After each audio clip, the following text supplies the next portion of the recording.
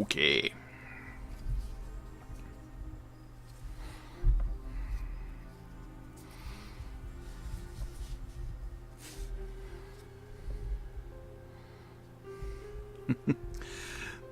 Hello, everyone. It's Monday.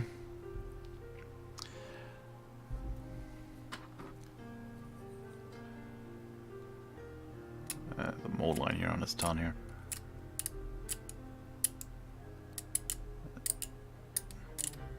Okay. Hello, everyone. Welcome. It's Monday, Miniature Monday. For today, welcome. I am Casey. Welcome to Hope Miniature Painting. We are going to paint a Beholder from Wizkids.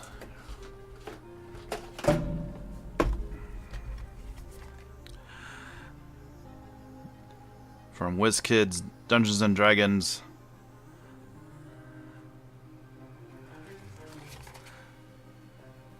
Models.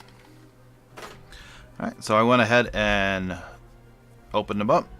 I went and put masking tape around the flight stand here because it's a clear flight stand. So I didn't want to get any paint on it. He's already primed. He comes pre-primed in the box. So I'm not going to do... I kind of went over and did a little bit of cleaning on the mold lines. Not too crazy with it. I didn't want to spend too much time on it. But this is my for my own collection, so I'm just trying to paint him up real quick. He does have separate tentacles with beams coming out of him. They're like clear, which I'll paint separate. So I have that option. But here he is, all ready to go. So we're gonna go ahead and turn on the air compressor and start applying some paint. Hope everyone had a wonderful weekend. If you're up in the north, you stayed dry and safe from all the snow we're getting up here. And ready for some more. Alright. So for this one, I'm going to do kind of like a dark blue blending down into purple on the bottom. So we'll do the blend with the airbrush. Make it quick and easy. So I'm going to try to attempt to finish this and finish this guy tonight. Shouldn't be too much. Or I'm going to get the majority of it done, majority of the work done with the airbrush. So it should be fun.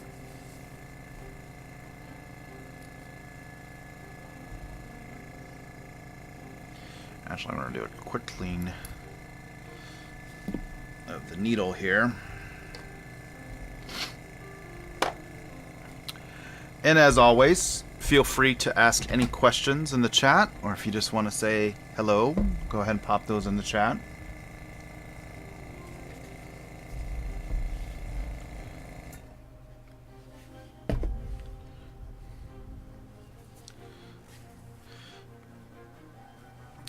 On Saturday, when I was over at my friend's Justin's, I was using the airbrush and I forgot to clean the needle on here.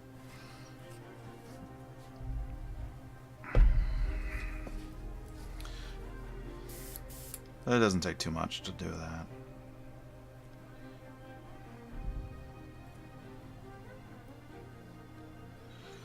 Alright.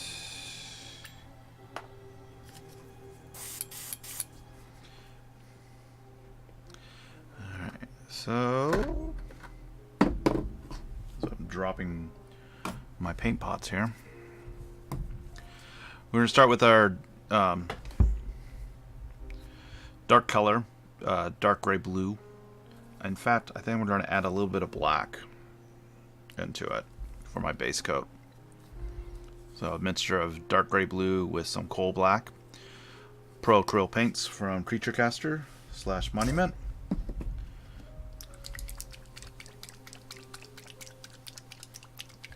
Shake them up a bit. Let's get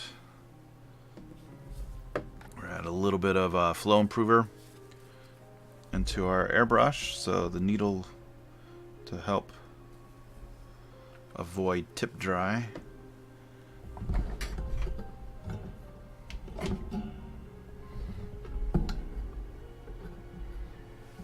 Hold on a second.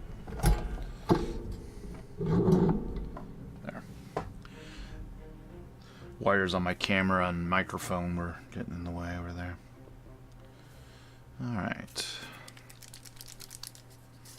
So I want this to be the majority dark gray blue.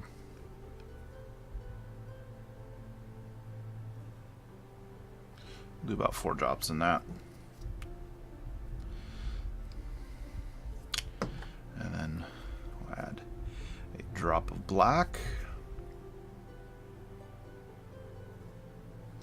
The black is, don't need to put too much in it because it'll darken it really good. It'll darken it very well. Don't need to add too much. Get my little stir brush here.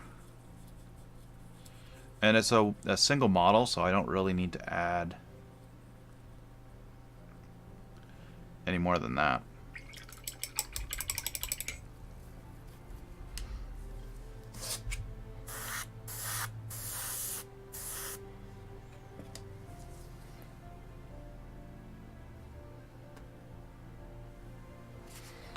Okay.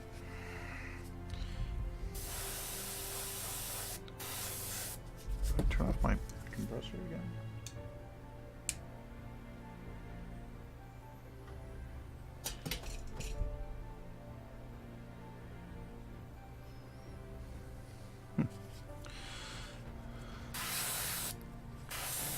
There it goes.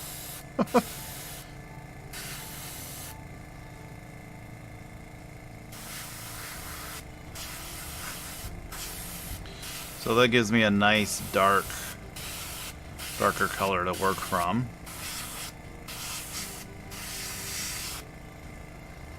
I guess I do need more paint than I did. Alright. I needed more paint than I thought.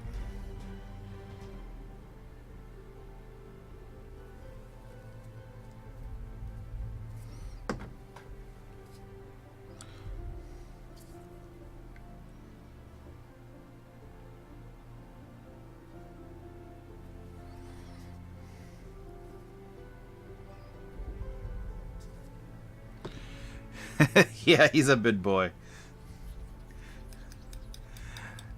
How are you doing, Wow Dad? Welcome to the show. He's a big boy, so he needs more paint.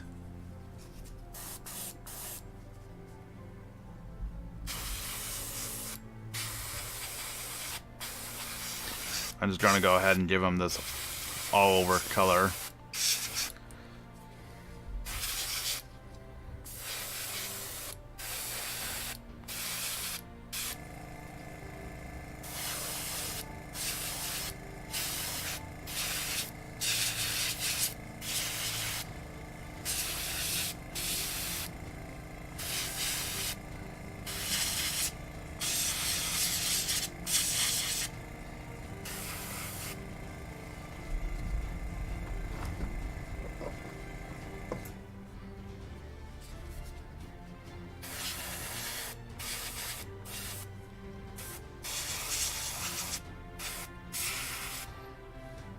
This is such a cool model. I love it.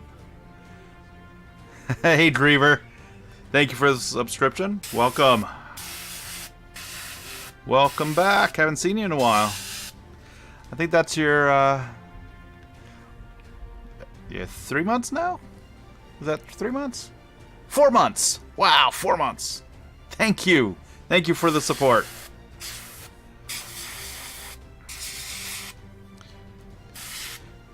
Yeah, after I asked, I did see it in the chat that it does say 4 months. That's so cool. Thank you very much.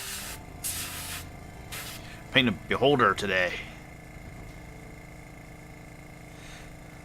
It did. It showed that it's a Twitch Prime. That you subscribe with a Twitch Prime.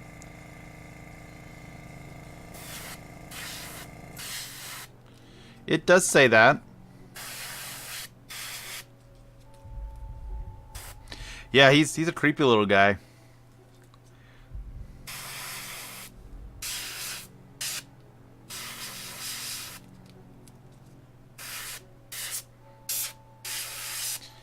I have another one of these that I'm doing for a commission. This is kind of like the practice one that I'm doing. Because you want the client wants some of this dark blue and purple, so I thought, hey, I got one. I'll practice on that one.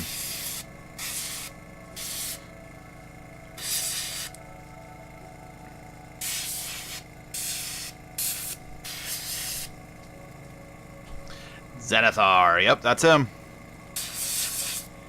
That is the one.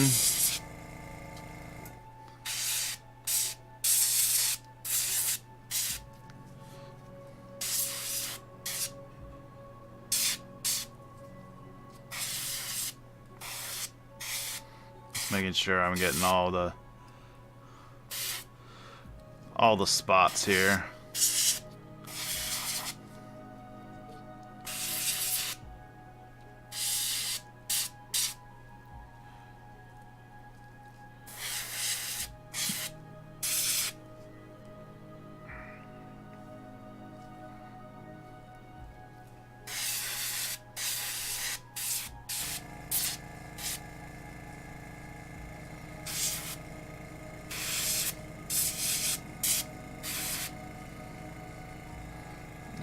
Yeah, he's a big model. He's like, for what he is, he's really big. This is the second one of this model that I painted. It's the third Beholder. It'll be the third Beholder model in general, but it's the second one of this sculpt that I did.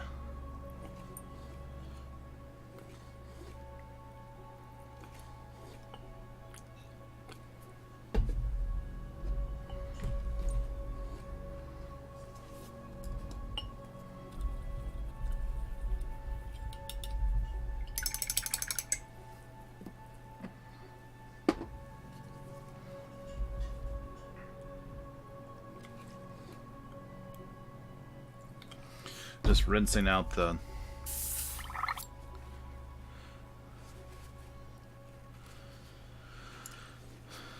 hopper here. I like to call it the hopper because it reminds me of the loader on paint guns. They call those hoppers. So I'm gonna call it a hopper. I know it's called a cup or some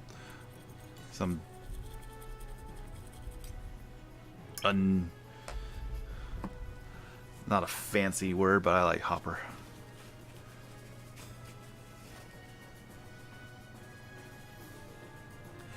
Unfortunately, you do, Graver.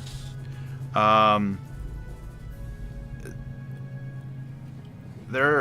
found with Con of the North, they're not the best at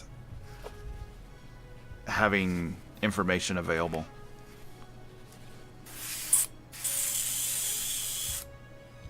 And that's what's sad about it. I had that issue last year. Yeah, I agree. I had that issue last year where all I wanted to do was go in to the and do the painting competition, and I asked 2 different people, and I got 2 different answers on if I needed to pay to get in.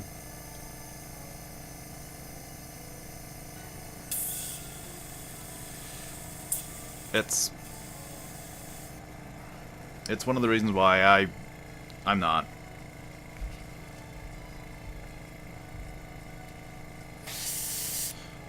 The competition itself is not your traditional judging. Yeah, come to Renegade. I'll get you set up on Renegade. See? Do Renegade. They know what they're doing. And I'll definitely be there for Renegade. I had, the last 2 times I went, I had a really good experience. And I met up with the guys there, so. There you go.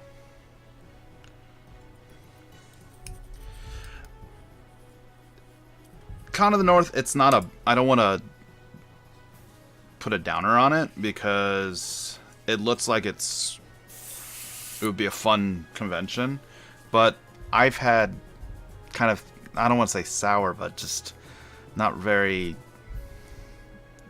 good experience, in my opinion. So I don't want to just, say don't go, but because of mine.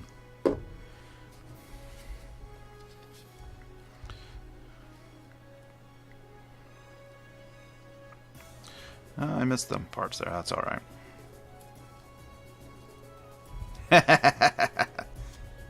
Are you challenging me, Griever?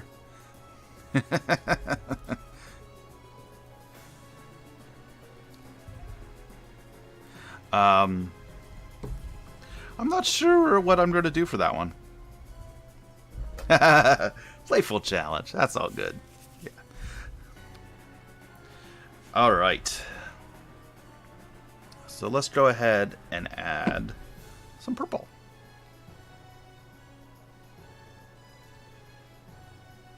Oh yeah, yeah, he'll be fun to enter in. So we're gonna add some purple. And if I remember correctly, some of the pictures I've seen of this model were kind of dark, and it's in a dark dungeon, so it's not very bright. But if I remember correctly, he is kind of lighter purple on the underside, going up to a dark blue, I should say. If I remember correctly. And that's how I'm going to do it.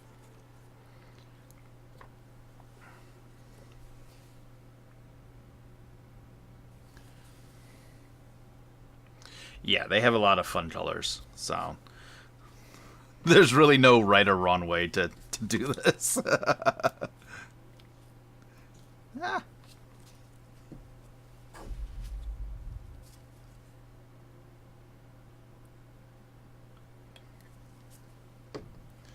Because the first one I did, he was very fleshy tone.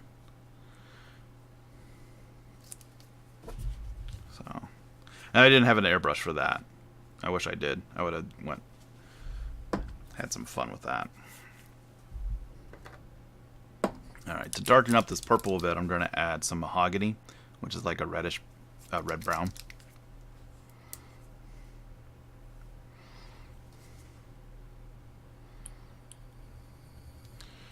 Roughly about 50-50.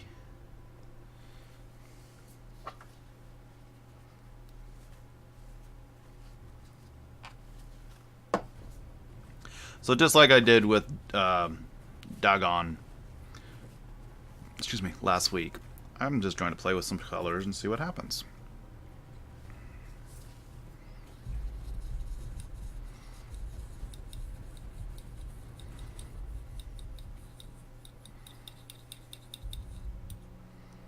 Oh, that's nice. There. Gives me a nice burgundy color. That's exactly what I've been wanting to...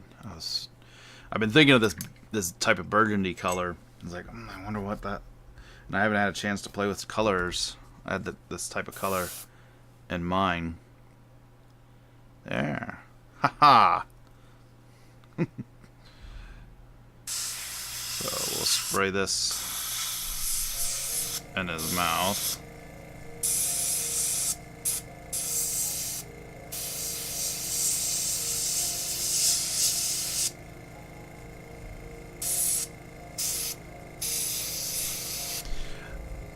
Yeah, that's it.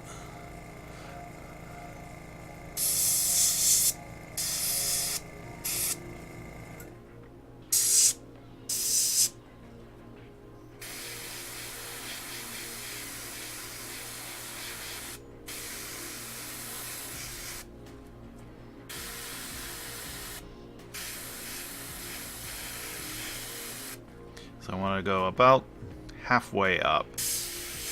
So I'm angling the airbrush from the bottom and just pulling it, just slightly turning it up, so it's just catching a mist at the top right here, and that'll help it blend.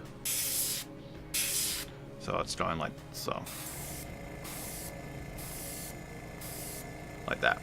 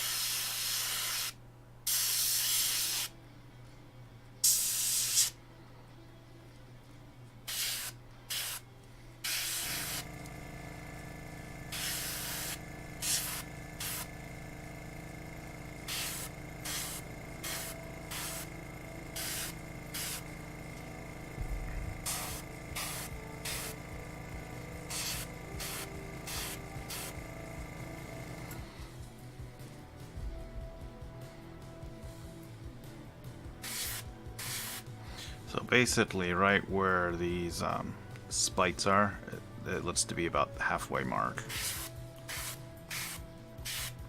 And these spites right here, these all here will be kind of like a bone color. So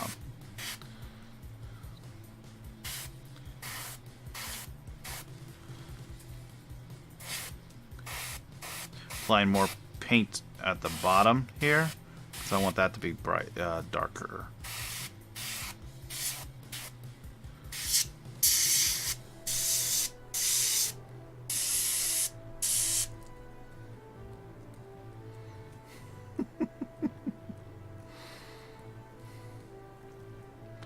That's creepy. I'm wondering if I should do the underside of the Yeah, we'll do just a little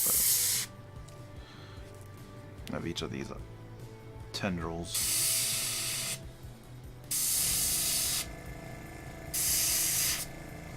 So here I'm just barely pulling back on the paint.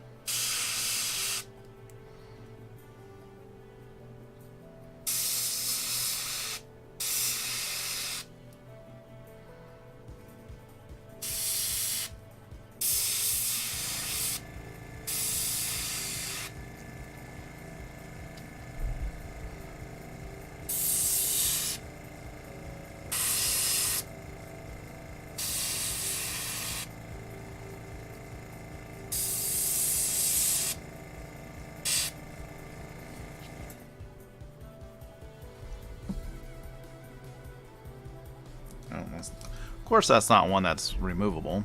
It would have made it too easy for me.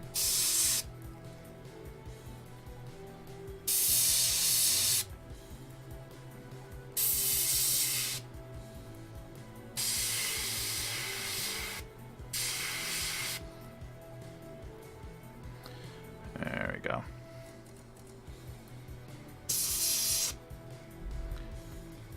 We'll make the gums and stuff a little more red. Same with the tongue, so it's different shading or different highlighting than that purple there. Alright, so we'll clean this out.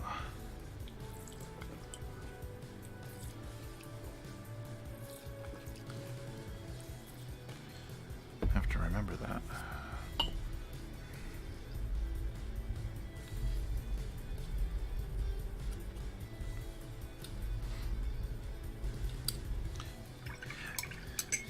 Yeah, Renegade next year is going to be really fun.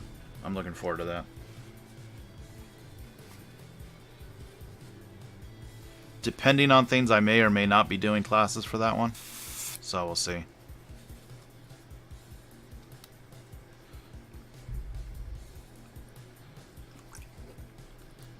Which reminds me, I need to talk to the organizers sooner than later to see what's going on with that. Start making plans. So that should be November, I believe.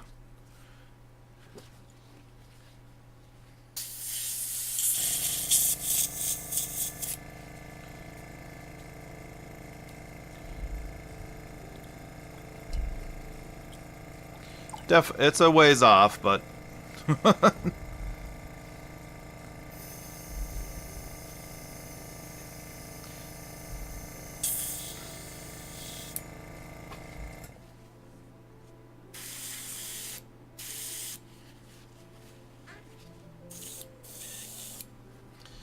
make sure there's no water in there.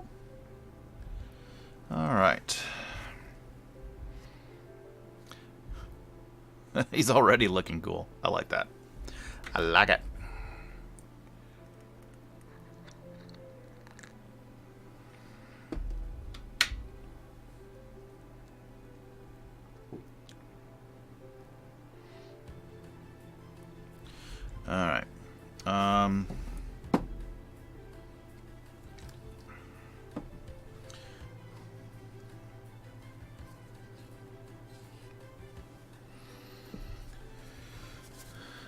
go to the next color on the purple on the other underside, and we'll just go ahead and highlight it with some purple. I want to make this a little bit thinner, so I'm adding a little bit more flow improver and some thinner, all Vallejo brand.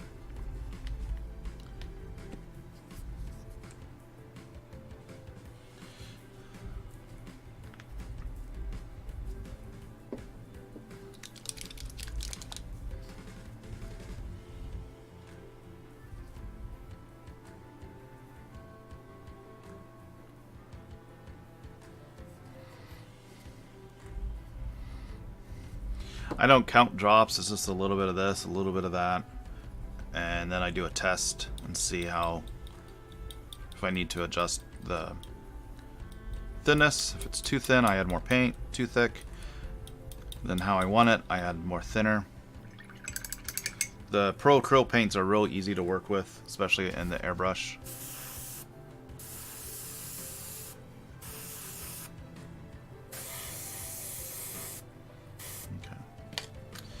Should work.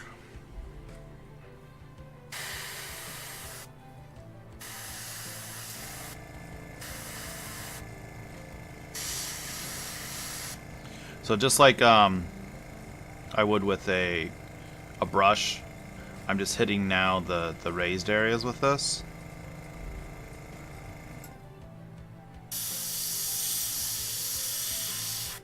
Just gently pressing down, pulling back on that for the color to come out.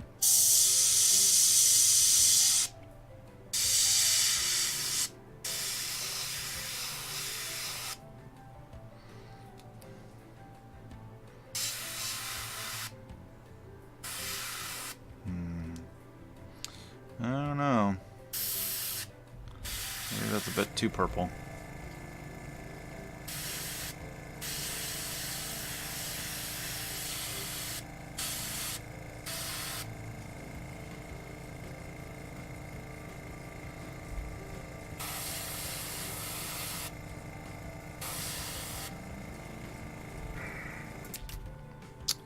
I don't know. I think that's a bit too purple. I like the color I had before with the mahogany mixed in with it. Yeah, that's a bit too, that's too bright of a purple. Alright. We'll just add some mahogany back into it.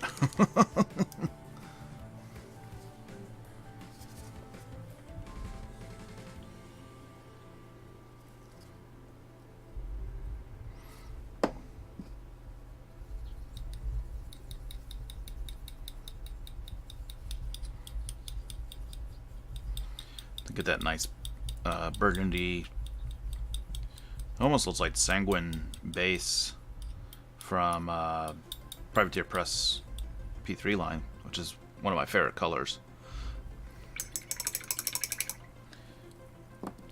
So I'm going to make a batch of that in an empty bottle.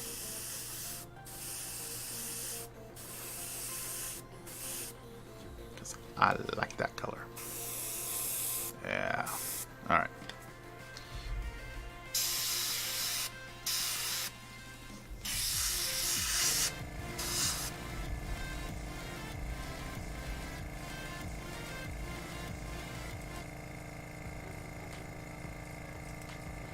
Sorry, I really need to take that song off that playlist. That one's just too intense for me for painting.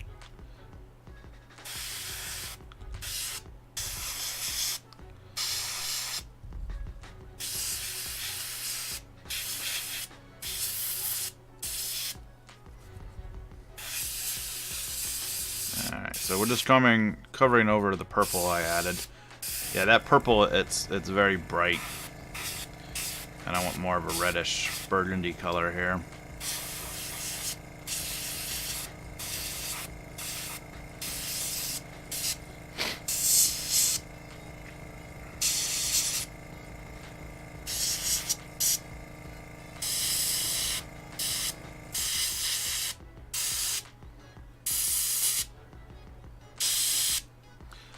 And this the mitts I just did here is much darker than before, so let's spray that down at the base of the eye tendrils.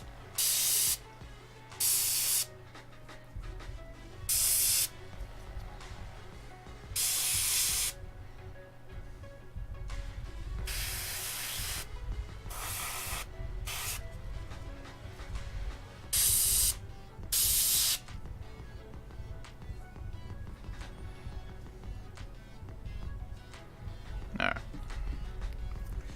So we're going to use the same mitts, but I'm going to add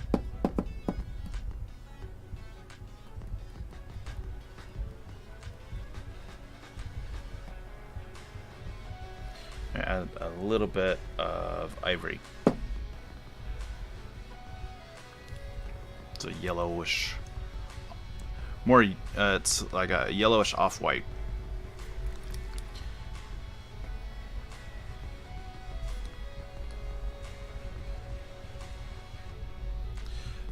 Not a lot. One drop will do ya. That should be more than enough to lighten it up.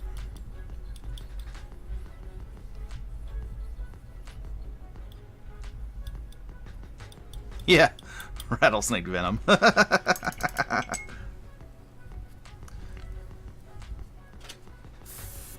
So I'm using a just a business card to spray to see the consistency.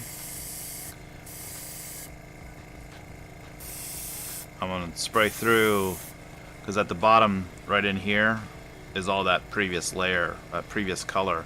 So I want to get the mitts with the lighter shade into this, so I'm just spraying it out. You don't want to do that on your model because you'll get a dark color and all of a sudden it'll be bright. So you want to be able to have control of it. So this right here, I'm not sure if you can see it, it's a little glossy. It's a little shiny on the camera. It means it's because it's still wet. So I'm going to press down on air and just get air coming out and help that to dry.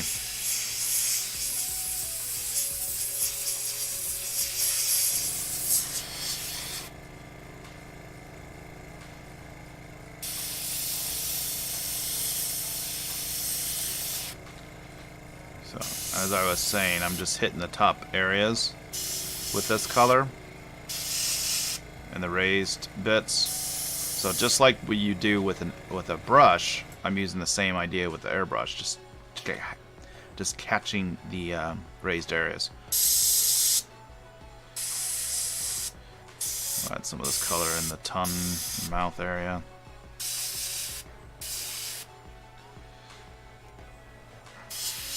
It's a subtle shift. I don't want too bright of a color right now. I want to be able to control that with the brush, with a regular brush, paintbrush.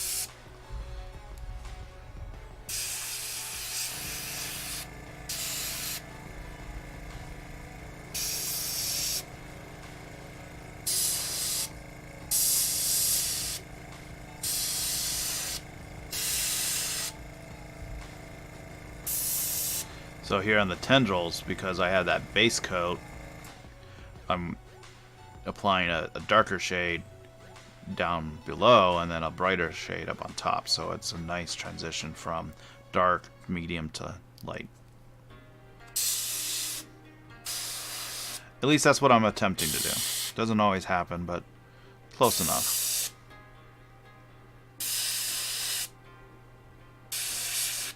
That is the plan.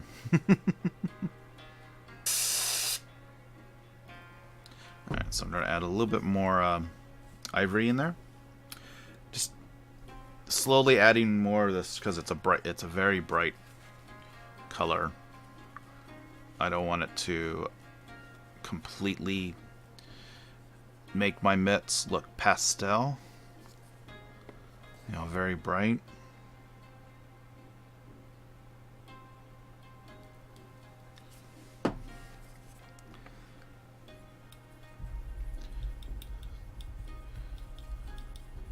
So if I do it about a drop at a time, I can control it. If it's too bright, then I just add my, a couple drops of the previous mixture.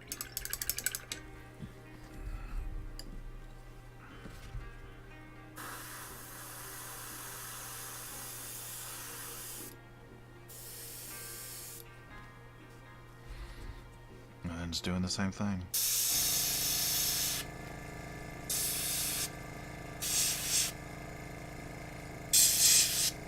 I'm not trying to get a completed model with the airbrush. I'm just trying to get the bulk of the work done.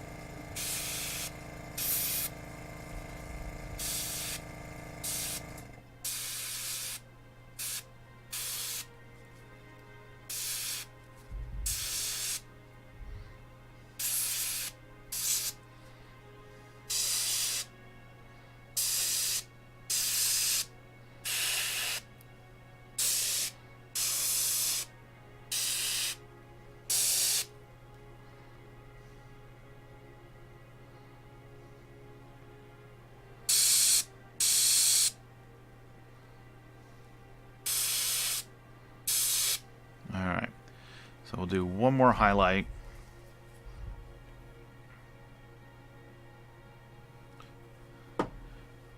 And then we'll do highlights with the blue.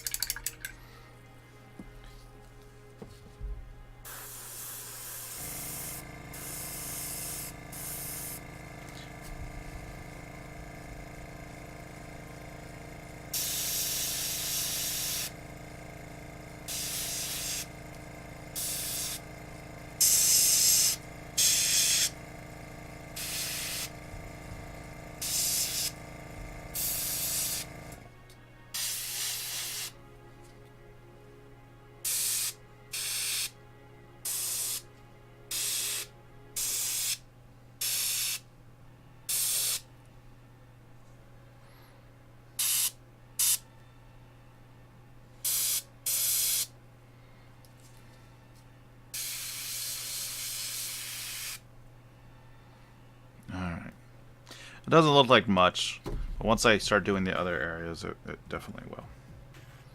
Alright. Make sure to close that out.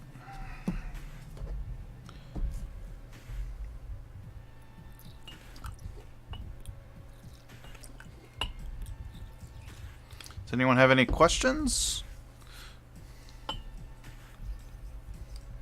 Feel free to ask them. Don't think that you're going to interrupt me or stop me from working. That's the whole point of the Twitch, is so just sit, hang out, chat,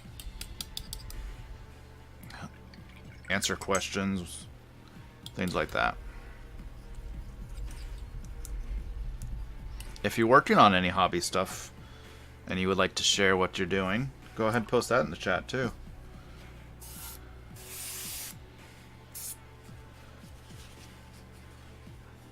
You keep asking me that and I don't know. Hobby-related questions, Griever. Is it 3? So I'm just going to say 3.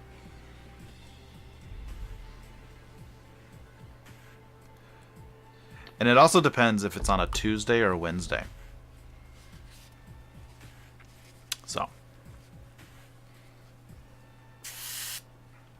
So there.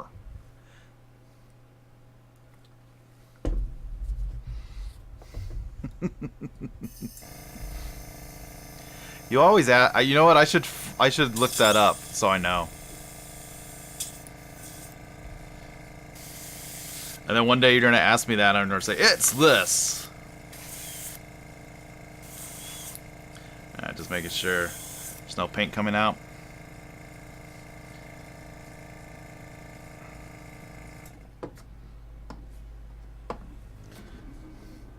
Alright, so my base coat for the blue was a mixture of dark gray blue, which is kind of like a very similar to I think it was Shadow Gray or the Fang and Citadel. So it's a nice blue dark blue-gray. And then some black. And I'm going to highlight it up with some faded ultramarine, which is this kind of baby blue. Very little, just like with the ivory. Just very little bit of it.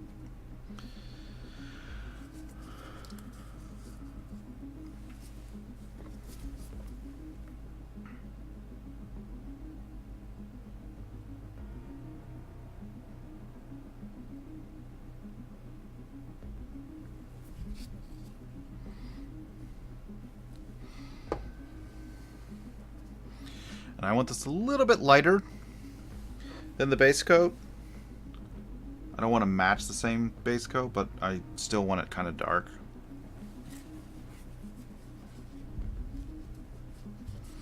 So you don't need to add a whole lot of black in there. So I have more gray blue than black.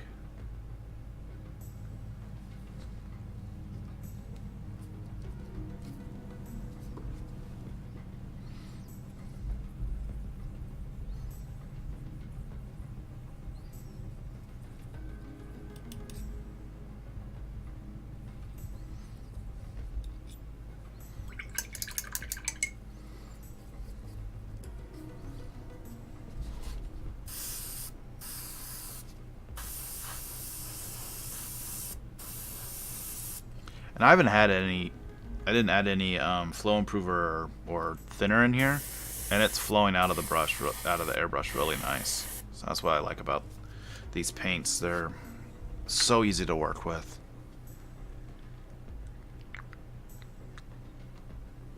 And so fun too.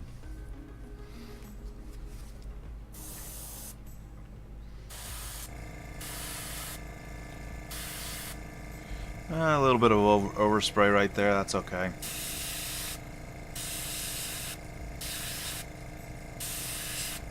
If I wanted to be more precise, I would do masking and everything, but I'm not worried about it.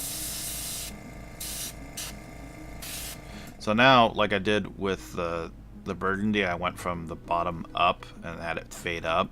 I'm going to go from the top down and fade it back down. So this kind of helps take care of any oversprays from the burgundy color.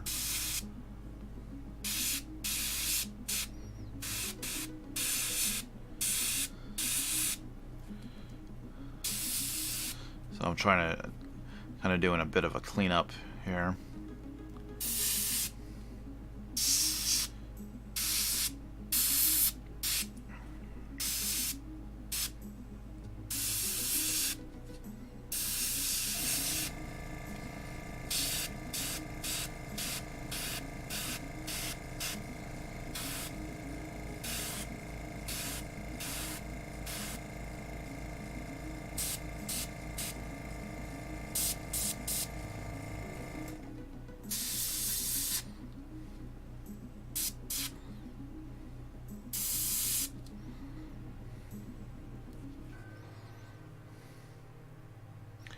Alright. Go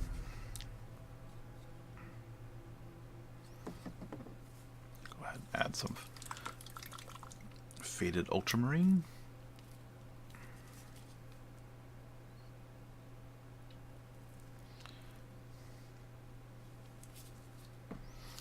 Same thing, I don't want a whole lot in there because it's got a lot of white in it, so it's very powerful, and I want the subtle shifts in color.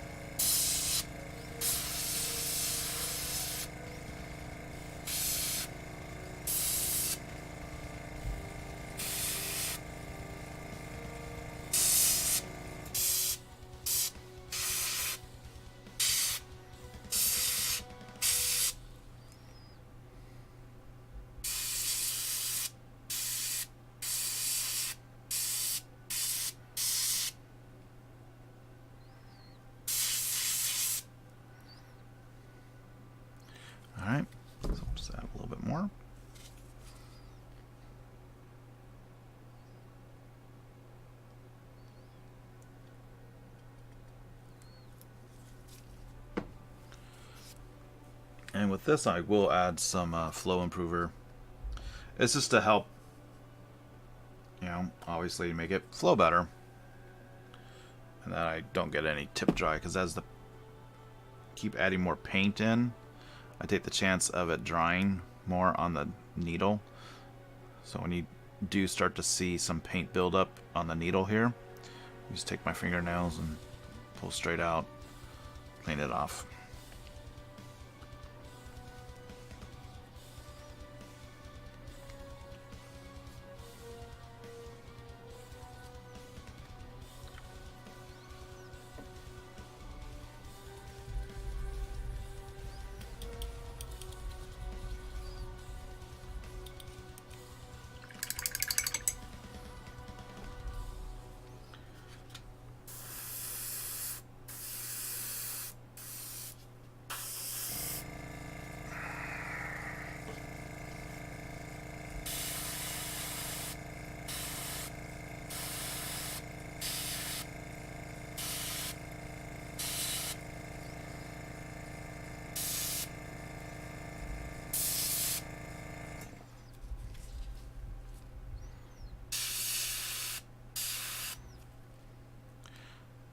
There we go.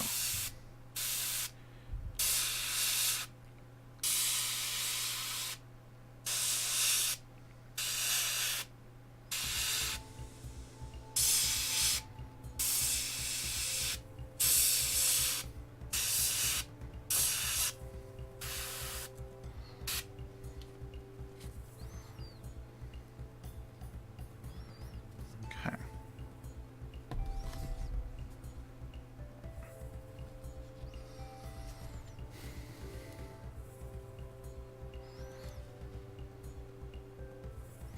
I think that's good enough for now.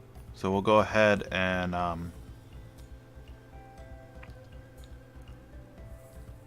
let's go ahead and switch to regular brush, and we'll kind of do some of these other areas like the teeth and spites to help frame it out, figure out what I want to do from there.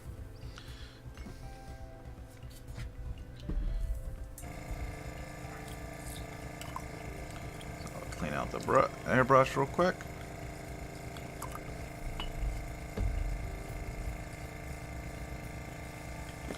The larger bottle here is about 1 part isotope alcohol. I think it's 98% or something like that alcohol to filtered water. So it's like a 1 to 10 part, 1 alcohol to 10 parts water, and this is just regular filtered water.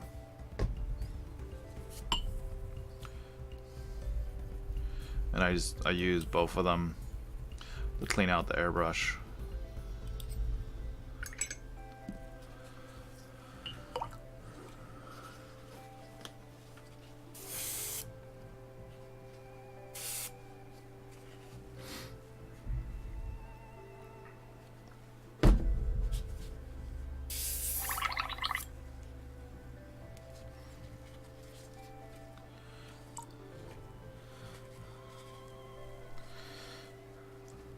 Ah, that's some black on there.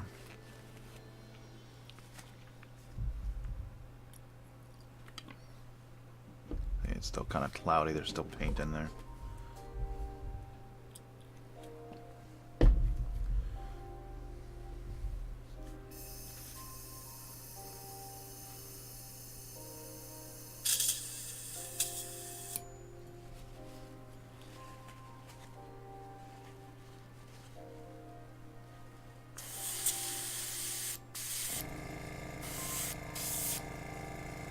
Okay.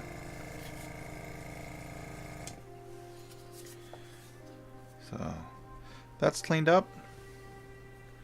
Go ahead and set that aside.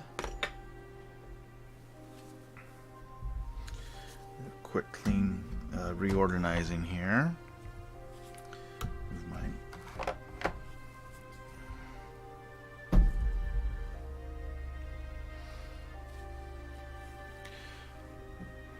airbrush stuff out of the way.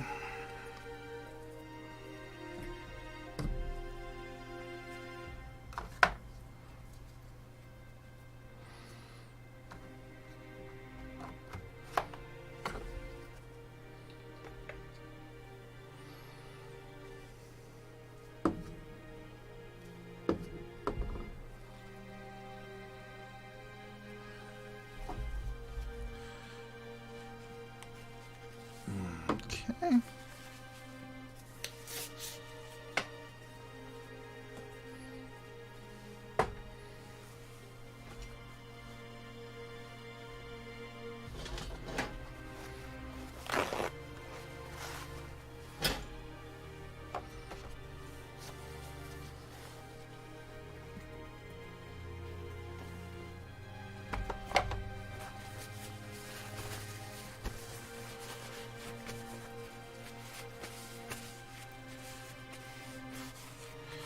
All right.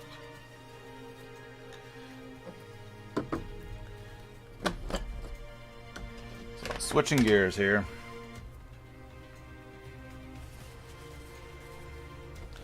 I got my wet palette off to the side. All right, so let's go ahead and add some paint to his gums and his teeth so we can block this out.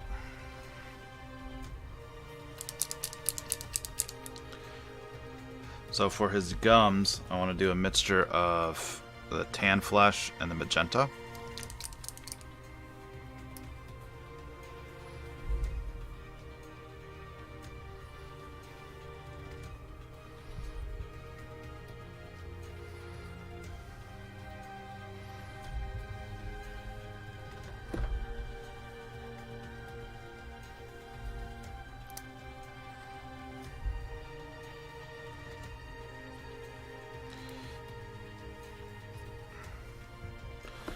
So on my palette,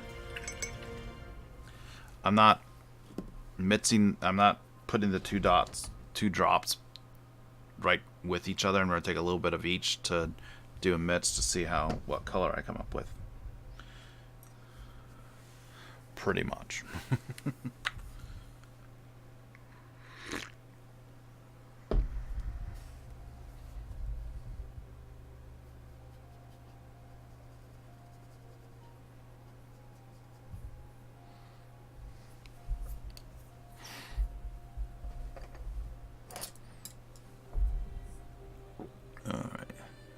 So we get kind of a magenta tan flesh mitts.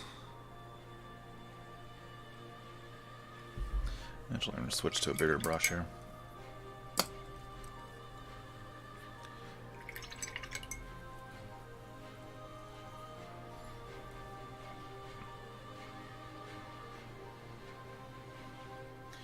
So it's roughly about a 1-to-1 mix. To get like a pinkish tone.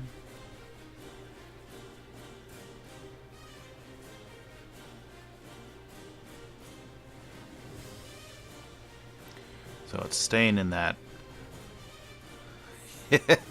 Yep, say yes to pink.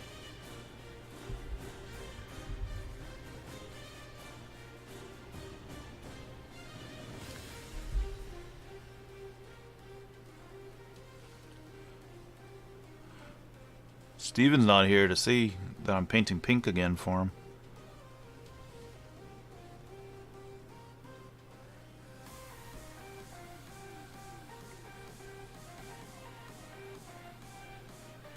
So doing this all on the gums and the mouth muscles.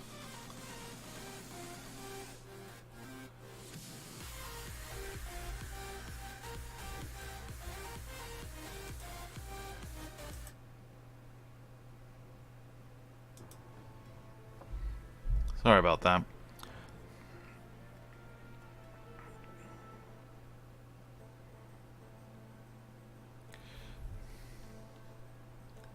So we're going to apply this color in the mouth and on the tongue.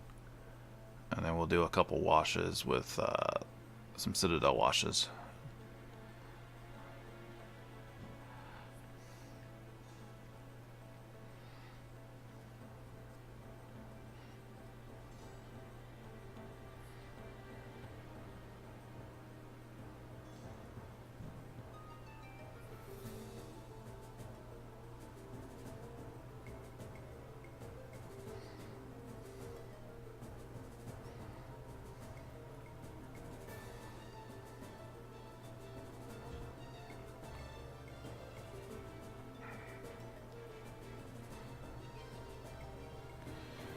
This is why I'm doing this color first before the teeth, because otherwise I would get this color on the teeth.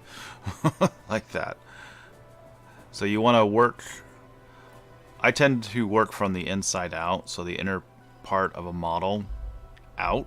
So for here, doing the mouth and getting that all done, and then working on the teeth nets. So I'm working from inside out. Makes it easier because if I were to do the teeth first and then come in here and then try doing inside this, I take the chance of painting the teeth that I just spent time working on.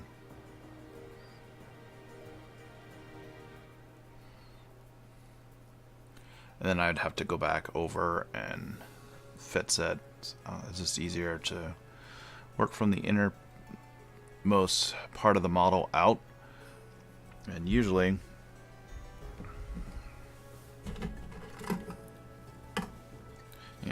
like with this one, you would start with the flesh and then do the pants and then do what's on top of the pants, which is this loincloth, and then all the straps on top of the skin, and then the weapons. I find it's easier that way.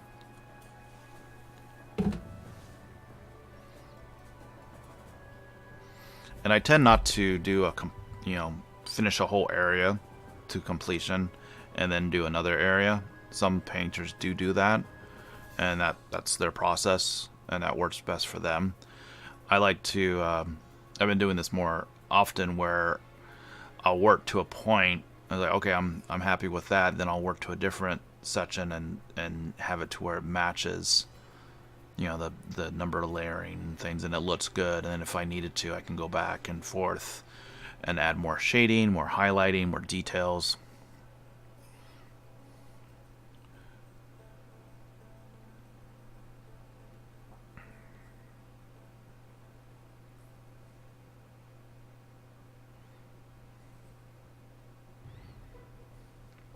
There's no right or wrong way of painting. It's just what works for you.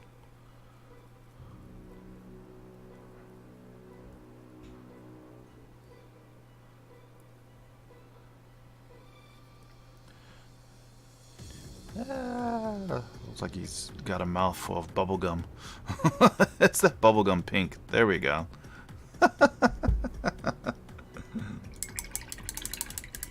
Oh, he looks like he's got a bunch of bubblegum on him.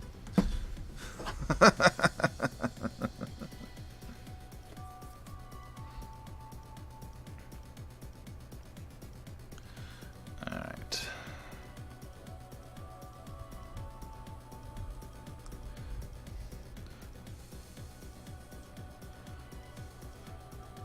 I'll let that fully dry before I add the washes to it.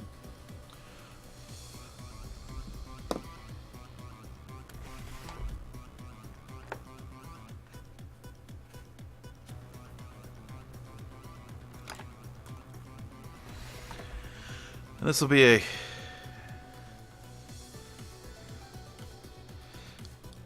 the blood letter red glaze over it, and then I'll start painting in a darker color into the recesses once that's dry. So it'd be the Carenberg Crimson, which is a darker, it's very dark red, and then in the deeper shadows, the Juicy Violet.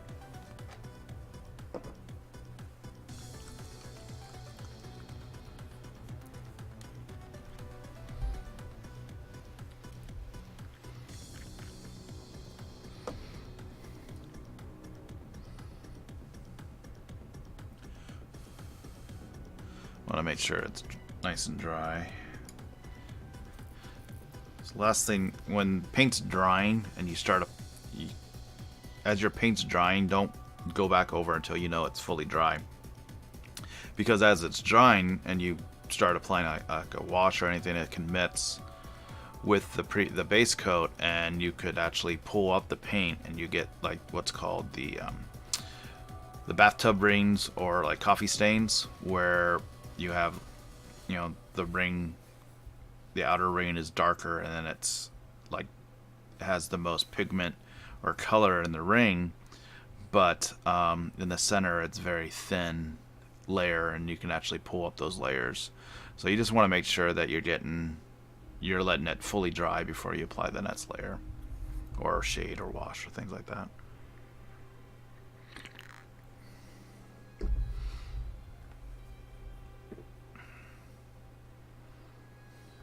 Now I have this bubblegum pink for his gums and tongue. Now adding this red is gonna make it look really weird.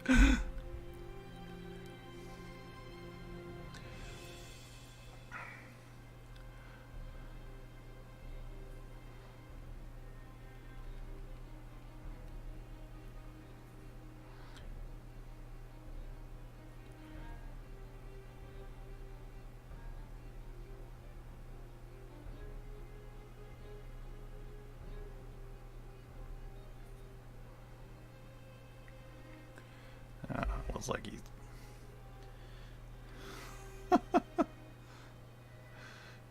trust me, it'll look good when I'm done. Right now it just doesn't. It looks strange, but it will look good. And sure enough, I didn't see. I'm pulling up the paint here on the ton, where you can start seeing the base coat again, or the undercoat. I'm pulling up that layer just it didn't dry fully.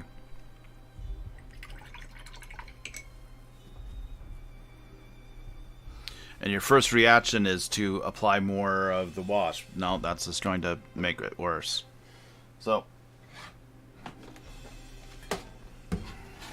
we'll do a quick blast with a hairdryer. This will help speed up the drying.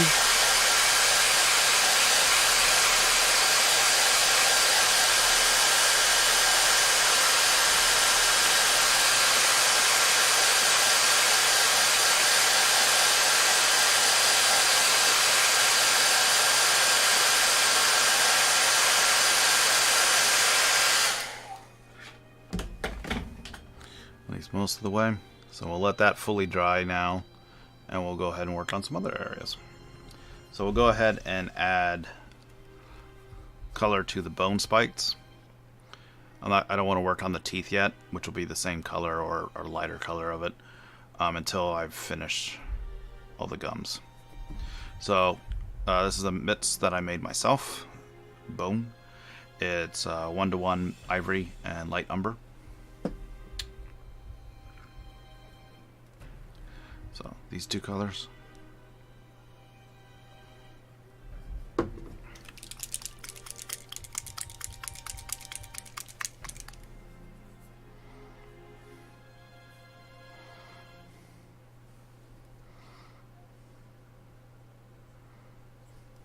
I call it bone. It's a very light ivory color, or light umber, light umber. Double light.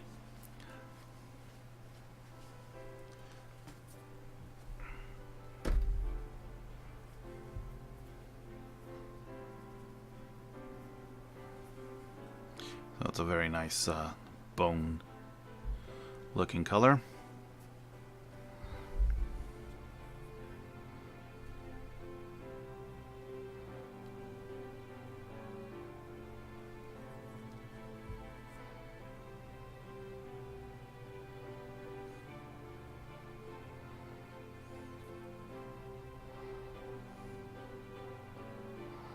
So here I want to make sure I don't get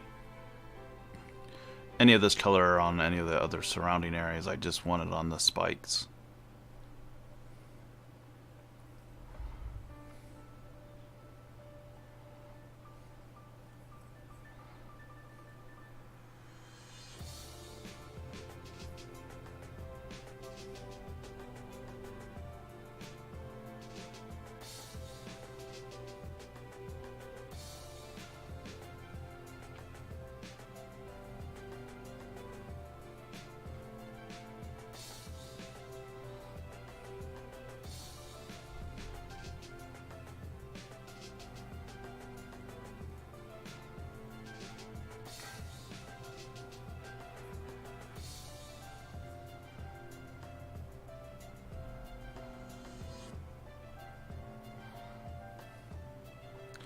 And he's got a lot of them.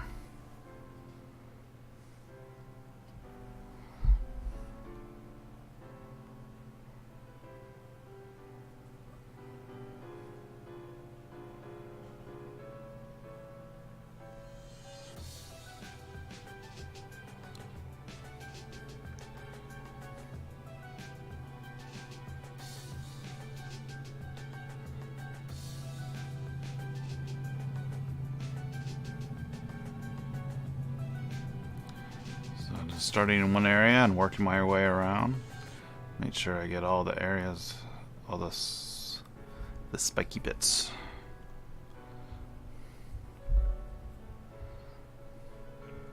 And this is really good because this breaks up the blue and the burgundy color. Or the blue and the purple, I should say.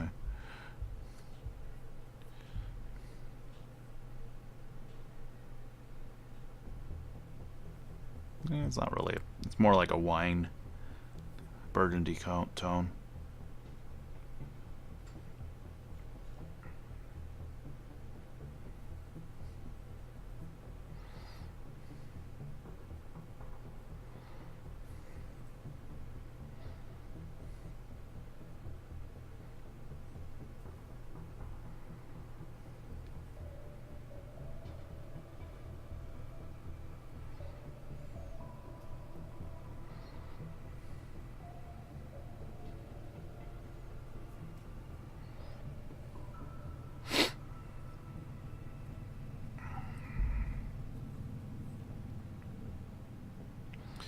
Just slowly working around the model.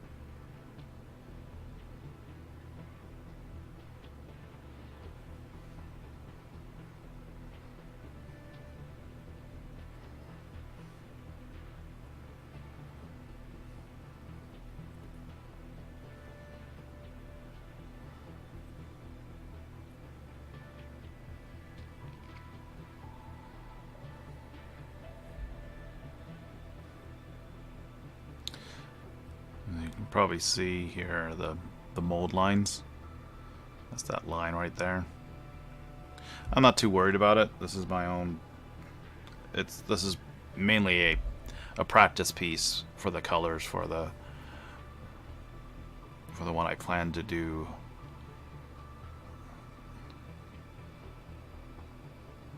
For it's a commission. It's the same colors. I wanted to try out the colors, but I didn't want to experiment on a client's piece, a client's model.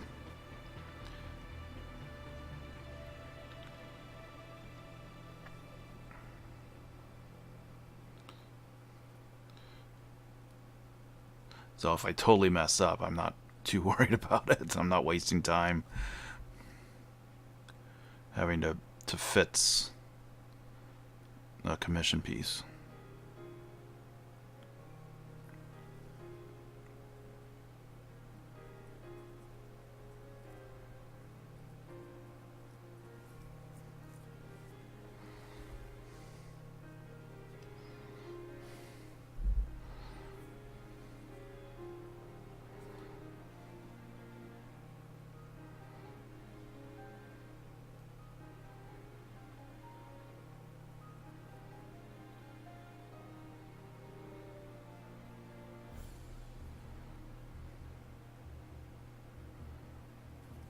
He's got the tendrils, or some of them come out because you can change them for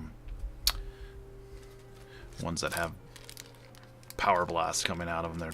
They're clear, so I would paint those, but I'll paint those separate.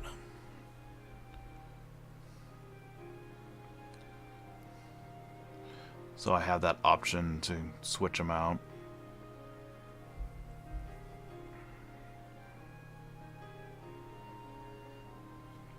Yeah, looks like he's got very sticky gum in his mouth. I want to make sure that's fully dry before I add more color to those.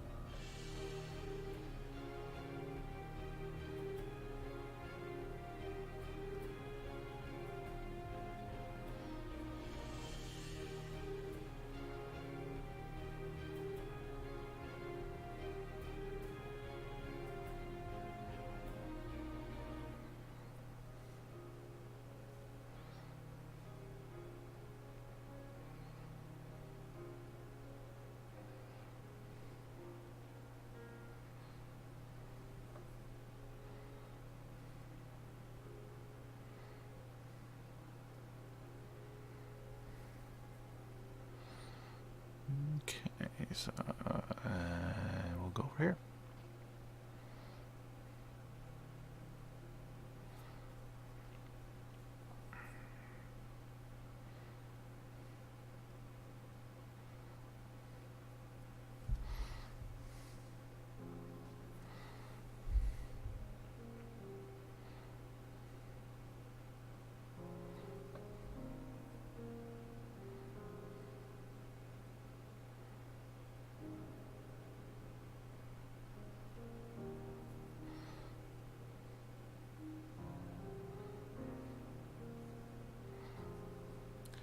So when you're applying base coats, you want to make sure you got a nice, smooth, even layer.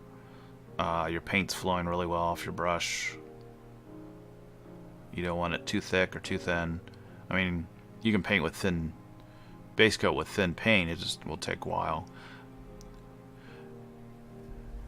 You might feel the urge. It's like, oh, if I paint with a thicker paint, like right out of the bottle, it'll cover better.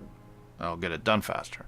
No, because painting right out of the bottle, the paint's thick, very thick, and you take the chance of having a lumpy finish. It's not not very smooth. You can obscure detail, fill in detail. Some of the models are, some models can have really fine detail, and if you use a thick paint, it's trying to cover up that detail. So just add a little bit of water to your paint to just make sure it's flowing well off your brush. Use a palette, whether it's a wet palette or a dry palette. This is a dry well palette. It has different wells, so you can put it in there and add a little bit of water, mix it up. You can use those. This is a wet palette, where it's a wet sponge with parchment paper, and and you put your paint on top of the parchment paper, so it's just enough water's coming through to keep the paint wet, so you can work with it longer working time.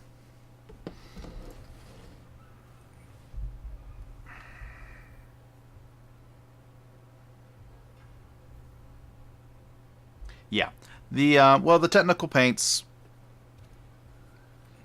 I mean, you can still take those and put them on a palette, but the technical paints are like the blood for the blood god, the blood technical paint for gore. That's your last bit. You're not going to be doing base coats with those. The washes, they come in pots, but I still would you know, could transfer it out with the tip of the brush and put it on my palette so I have control of it. Yeah, the gemstone paint, that's a technical paint. So it's not an actual acrylic paint, it's just for final, you know, special effect type things.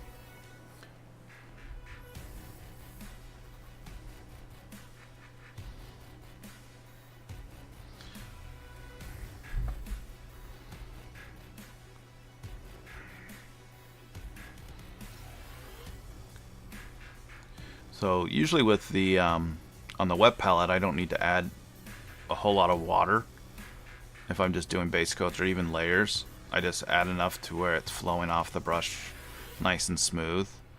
If I want it thinner, say to make my own glaze or a wash, I add more water to it. Now a wash is, you know, the shades from Citadel Games Workshop, they're washes, and it's a heavy pigment. It's a dark color that's very thin, so when you apply it to the model, it flows all over the model and it goes into the little cracks and crevices and creates instant shading. A glaze will sit on top of the area and tint the area. So they're kind of the same and different. They have very similar aspects. One is for one technique and one's for another, or you can use a combination of both. So I had that kind of like bubblegum pink color, and then I did the red glaze, and now it's tinted that pink and made it red. Now I'm going to go in, once I finish the base coats with all the bone plating here, I'm going to go in with the red shade wash, and I'm going to paint specifically in the recesses to make those darker. And then I'm going to take the purple and paint in the further deeper recesses. So like down here underneath the gums, up in here, just to give it more depth. And you can make washes and glazes from actual paint. It just depends on how much water you add to it, how much you thin it.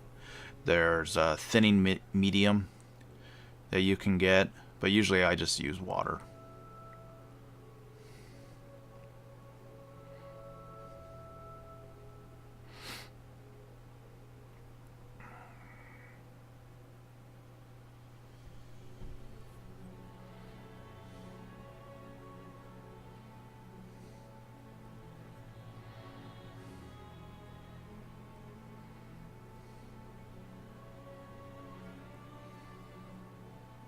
And when you're thinning paint for airbrush, you can use water too. The thinner and flow improver, they're additives, so they have some other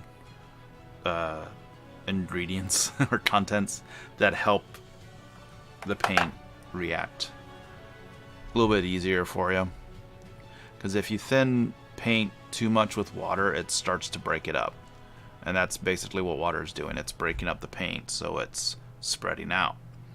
Adding a flow improver or like a glaze medium or a matte mixing medium, that thins it, but it also keeps the paint to cover well. So instead of a like dirty water consistency where you put it down there, you put it on your area and it's got just a hint of color, adding a medium will make it look more like a watercolor, in the sense where it's still thin and watery, but it's got more pigment into it.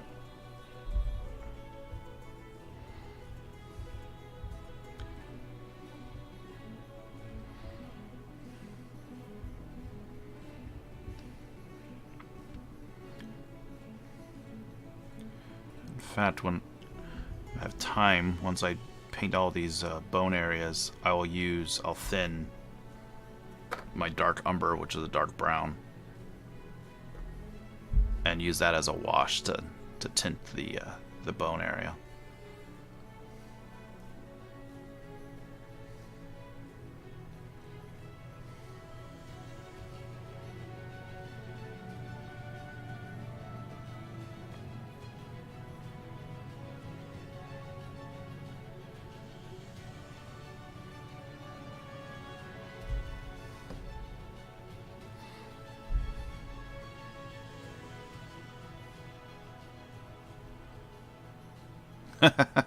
All right, Dreamer, have a good one. Hopefully you can make it for Wednesday's stream. Have a good night. Have a good dinner.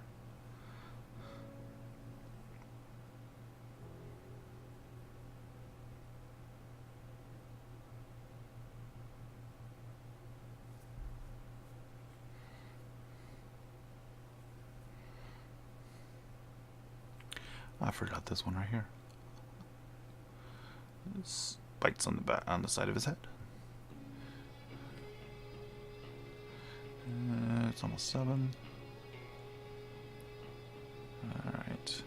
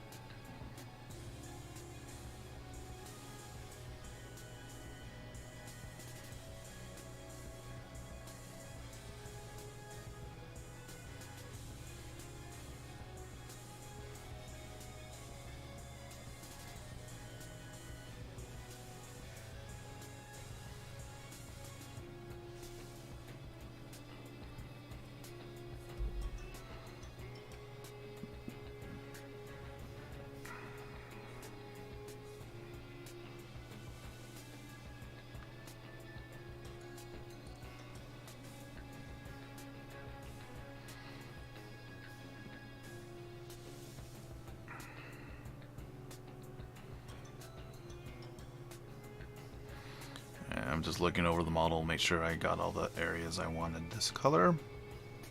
Except for his teeth, which I'm going to do it slightly different. Alright.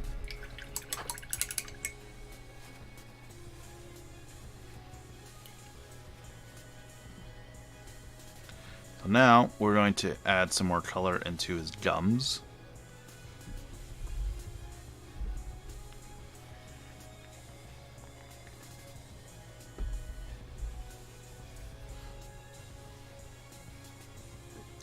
So we're going to recess shade with the Carenberg Crimson.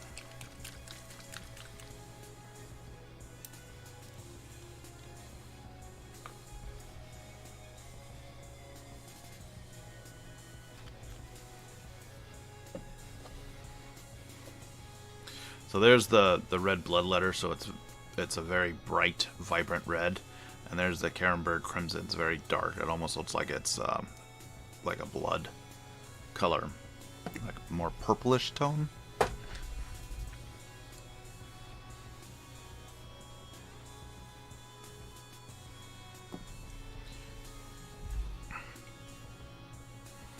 So I'm going to take a brush that's got a nice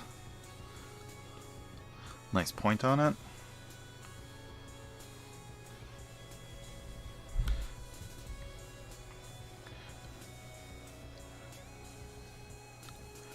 And what I'm doing is I'm applying like about quarter of the way and pushing the paint down into the recesses so it settles right in there.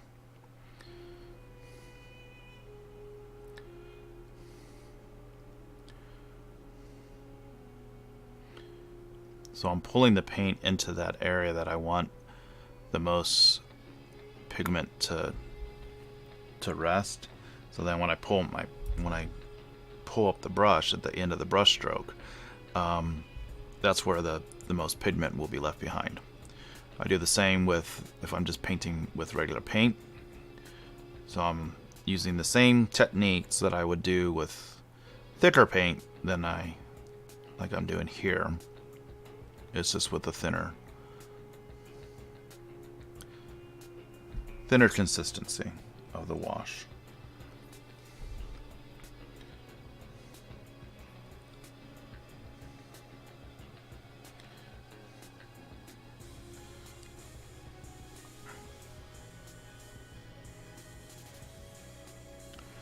So he's got all these grooves and such, and his gums and his teeth. So that's why I have a nice fine point so I can get right in there. So I don't want to cover the whole area because I don't want to darken the raised portions of the gums. I just want to darken in the recesses.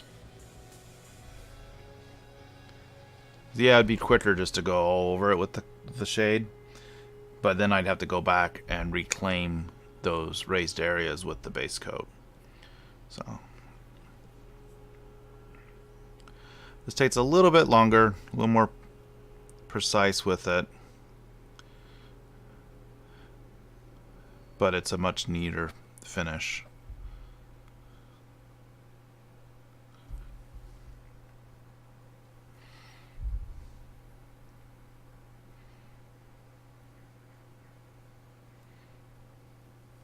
Okay, so down here, it's going to be darker anyway, so I'm going to switch to a different brush.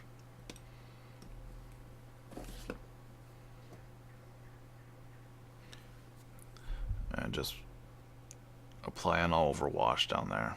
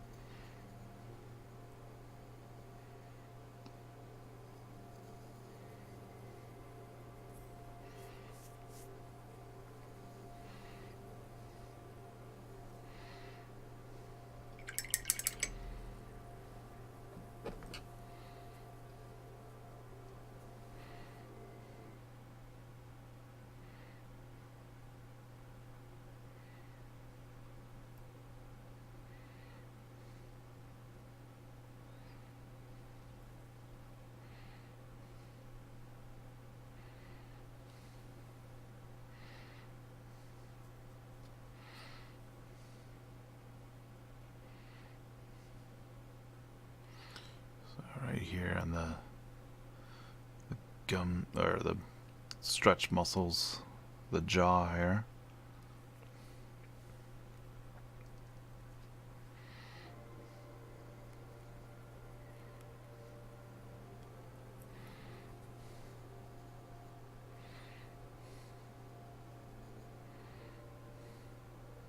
And then once that's dry, I can go back over with the same color and apply, a little bit smaller and smaller area to darken it up, because it's so thin building up those layers. I can make it deeper and deeper shadows with the same color and just make it darker.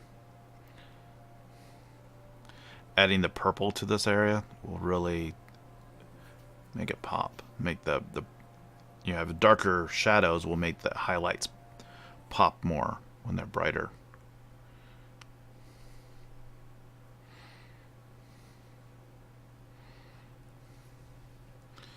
Alright, we'll let that dry.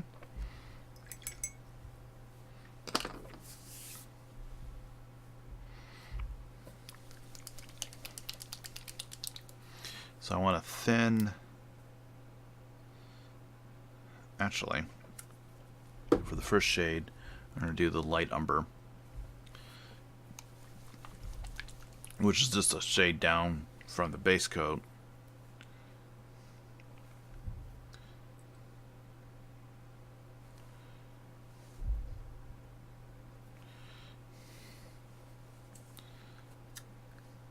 I forgot to take the seal off it.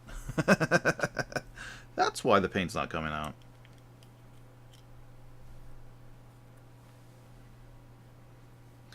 All the Pro Acrylic paints, when you get them, they have this nice seal on it. So all you have to do is just remove that. And you're ready to go.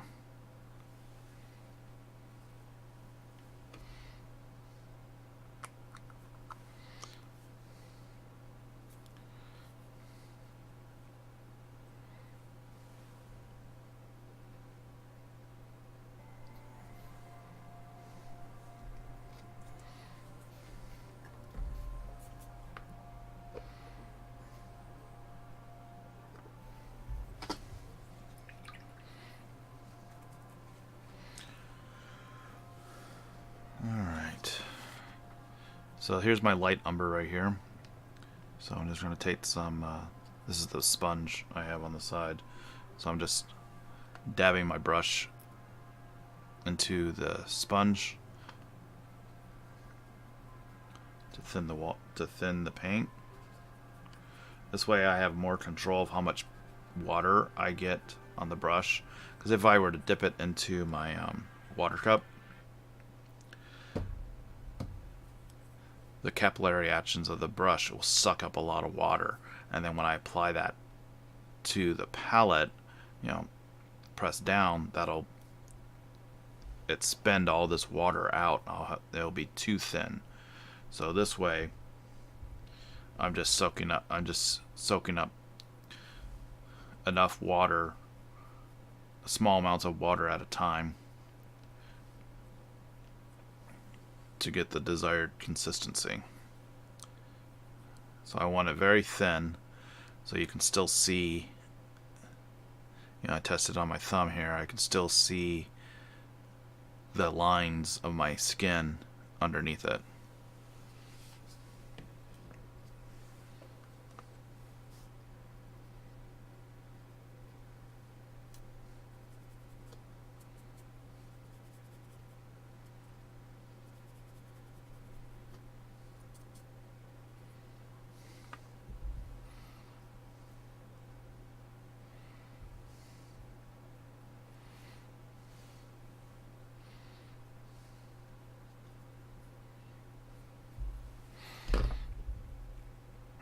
So same thing, I'm just pulling this color down to the base of the spikes.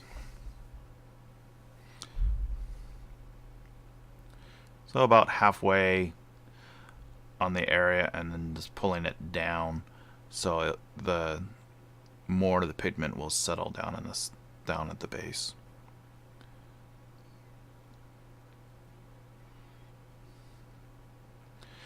And there's sculpted little lines and grooves and stuff on the bone, so all this wash is settling in that, and that's giving me that that shadow.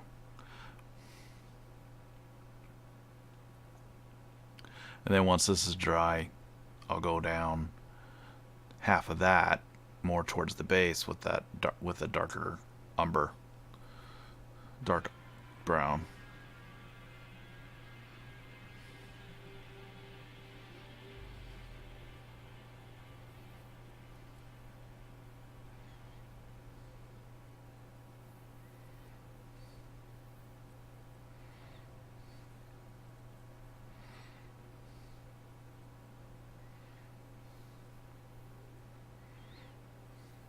So I'm keeping the base coat, the mid-tone, in the center, and I'll have it, you know, 2 steps darker going down, and then, you know, 2 steps at the edges, very light.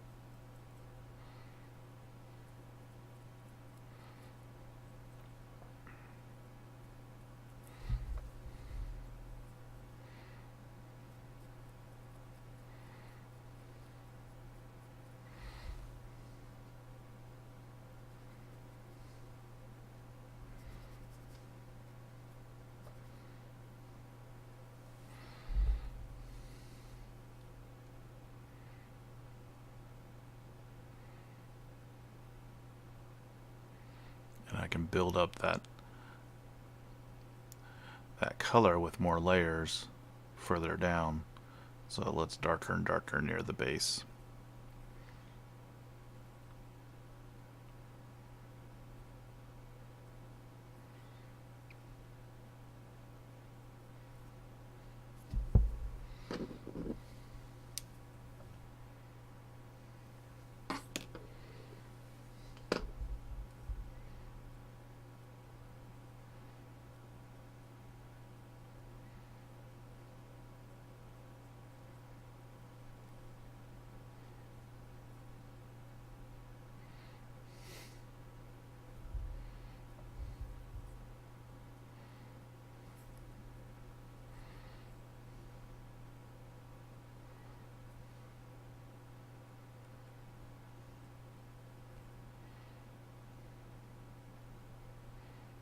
Seems like I've lost my music.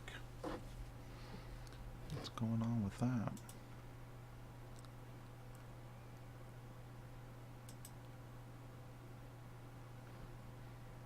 Hold on one second.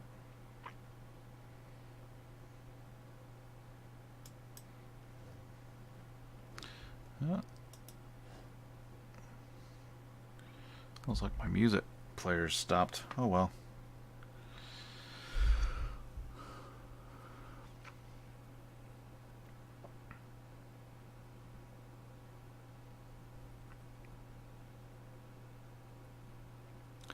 It happens. Hello there! Sabbath! Hey Sabbath, how you doing?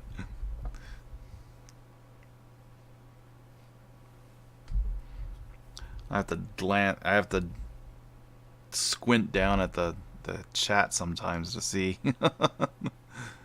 How are you doing today, tonight, wherever you're at?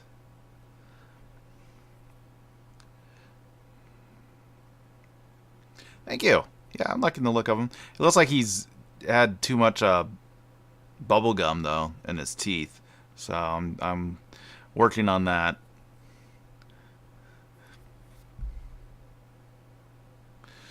Oh, sorry to hear that. Well, it's a good thing that the music has stopped, so it's not so loud for you. Just listen to the calming sound of my voice. Hopefully that'll help you relax.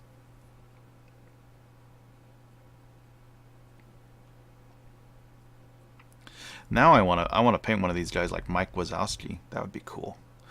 That would be really neat. And like greens.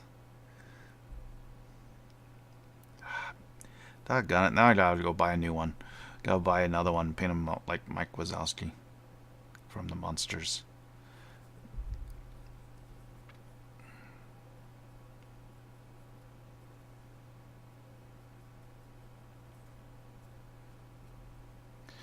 So what I did there is I kind of did a quick blend with my thumb. Wipe off the excess near the top. So it doesn't have that harsh line, like racing stripe type thing.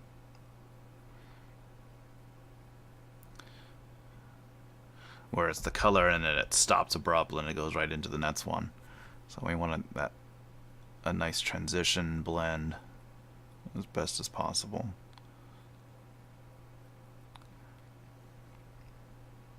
So just very light paint strokes at the start of your brush stroke. So I'm kind of doing like almost like a smile, you know, like a little loop, half a loop going down like this. It's kind of hard to show it here. So almost like it's just little. Jeez, here. Can't see it. So almost like this, where I start my brush stroke, and then when I pull it up at the end of the brush stroke, that's where the most paint is going to be deposited, because as you go down, the bristles spread out, and that's releasing the paint. And then when you lifting back up, um, the brush should reform.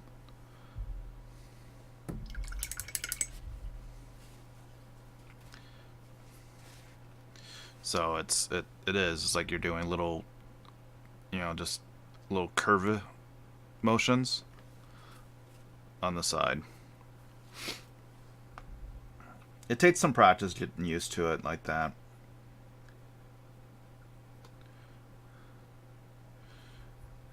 Just don't, jab your brush onto the model and, dig it into it, because that'll mess up the tip of your brush.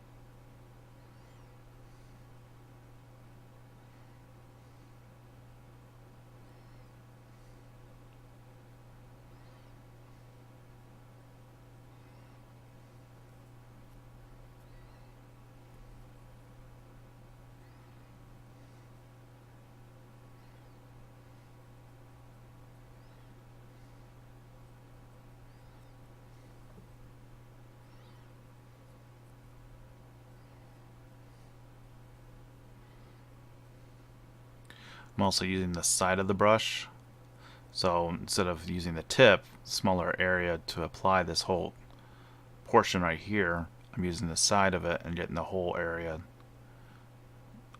in one swoop.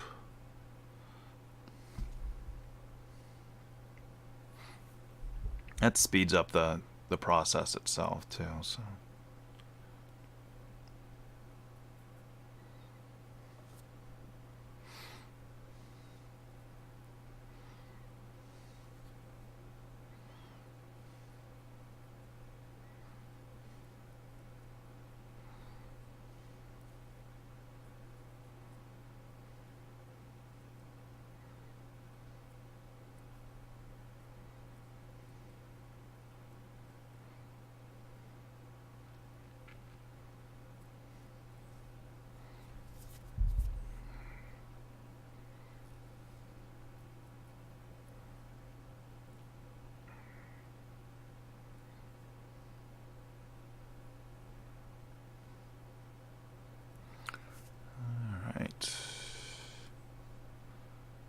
Okay, so we'll let that dry.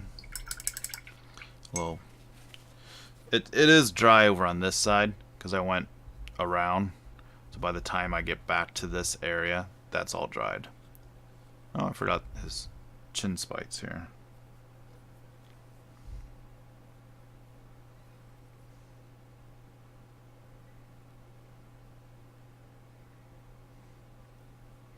I'm kind of jumping around from one area to the next. Like his mouth, I'm working on it, and then while I'm waiting for that to dry, I do the spikes. Kind of going back and forth. Instead of sitting there waiting for a wash to dry, I'm constantly painting.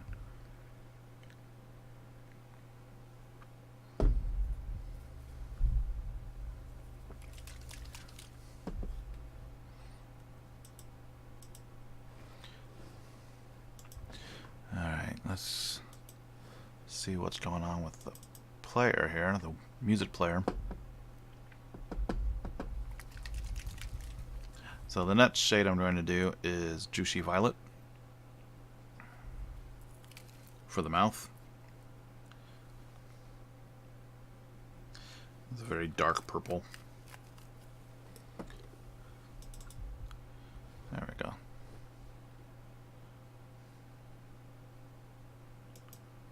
Hopefully that'll get the music going.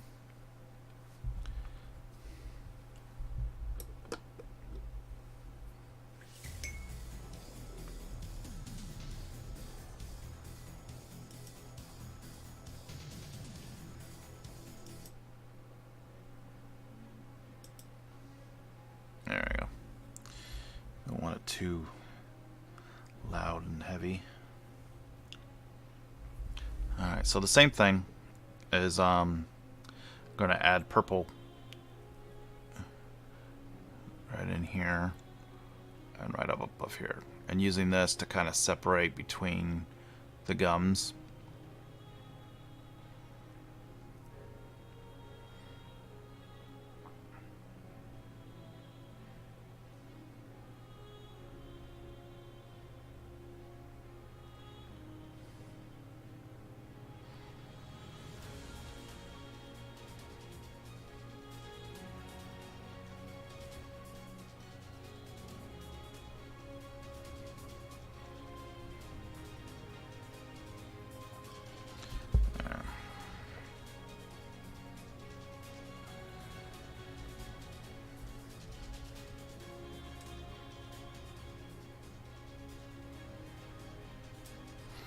Turn down the music a little bit.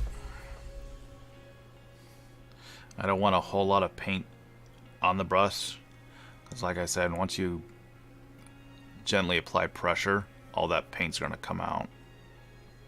It's going to be like a flood. You don't want that.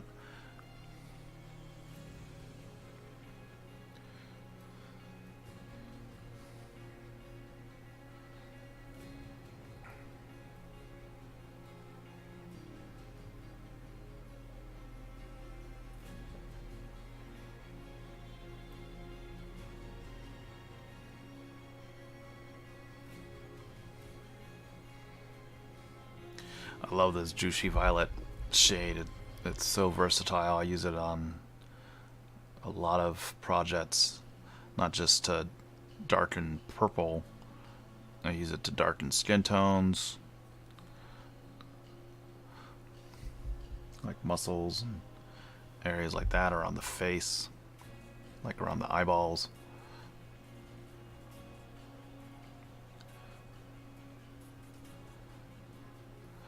It's great on clothing too, depending on certain colors.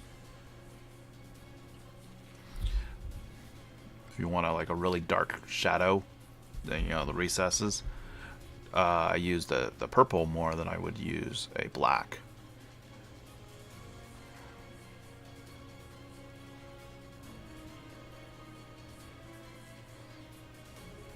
Because it's still quite dark, but it's got some color in it. It looks a little more natural because there's really no pure black in life. Same with white.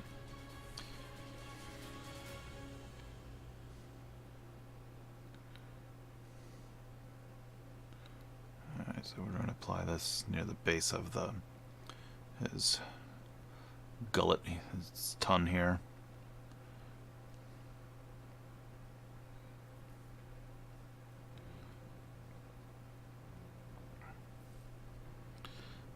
Alright, much better. And then once that's dry, I'll do another layer of the purple right in there.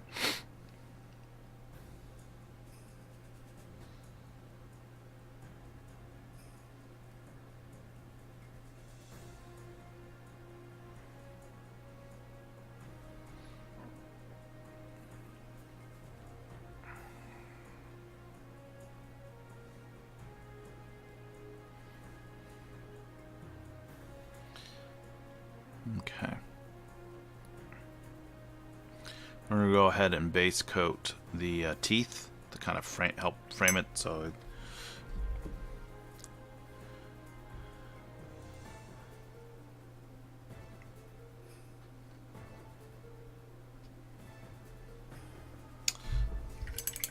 actually what I'm going to do, I'll base coat it. A little bit more light umber added to the bone. Make it a little bit darker.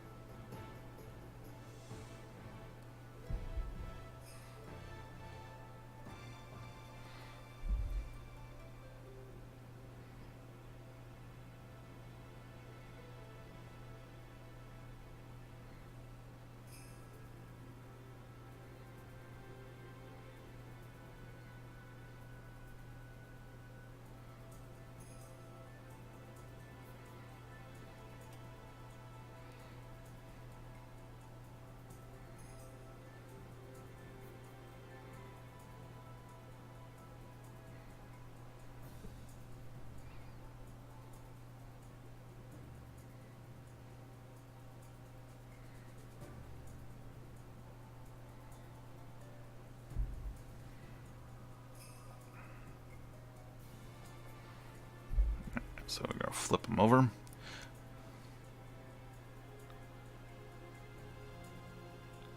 Yeah, flipper. Flipper.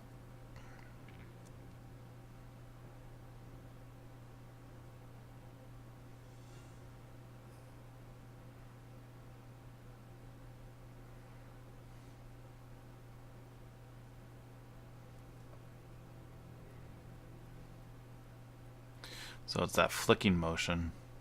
Yeah. I was talking about earlier.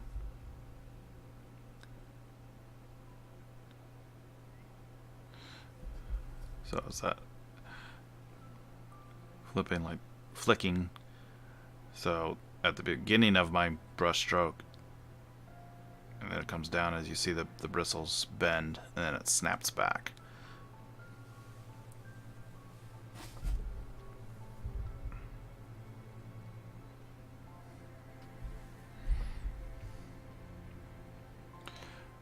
And I use that same motion when I'm highlighting the area too.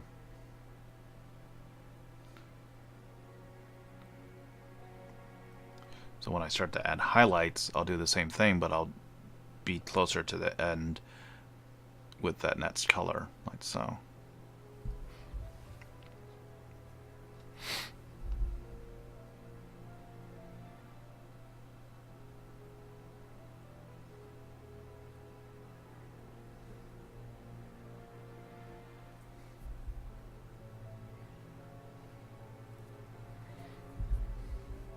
Yeah, that looks better. He's looking better now. He's got some teeth. So I'll just get the back part of here.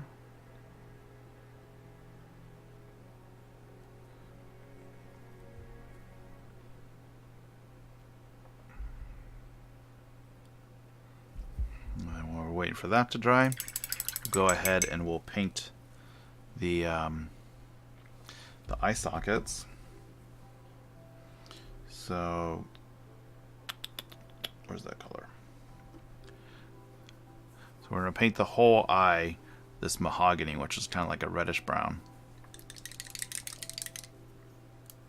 Beautiful color. Another multi-purpose color.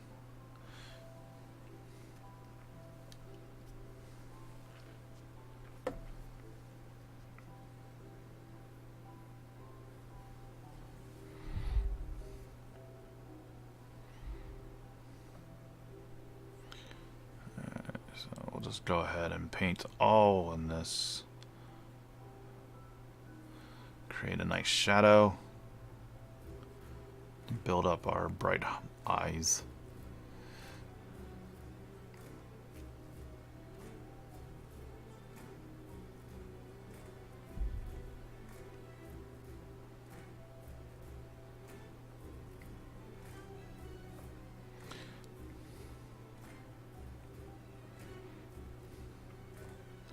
This you want to make sure that the paint's flowing really well. Really nice and smooth off your brush.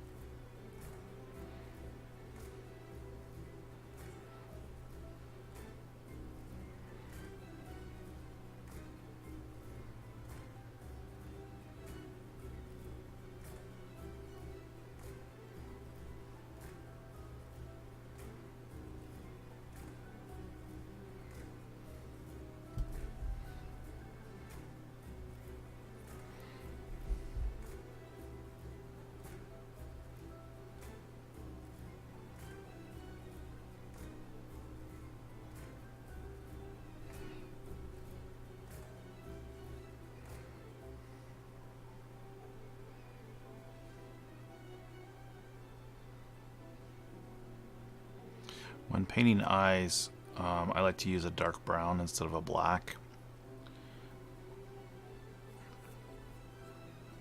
As otherwise, and use a off-white instead of a white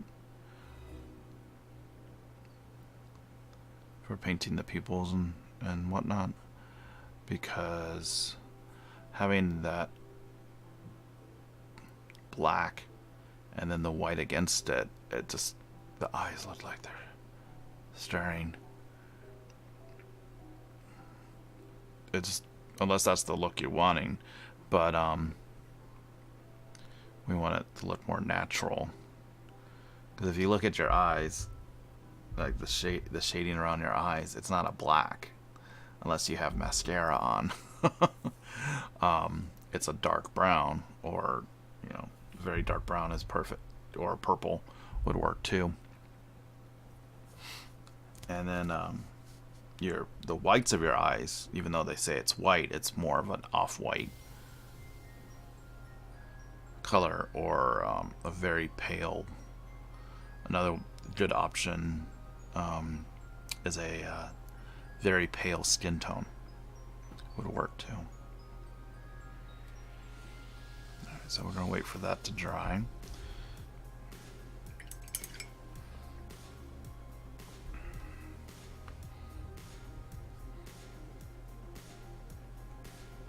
So I'm going to take this mahogany and thin it,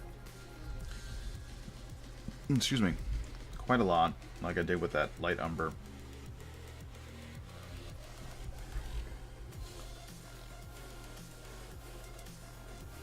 Sorry about that.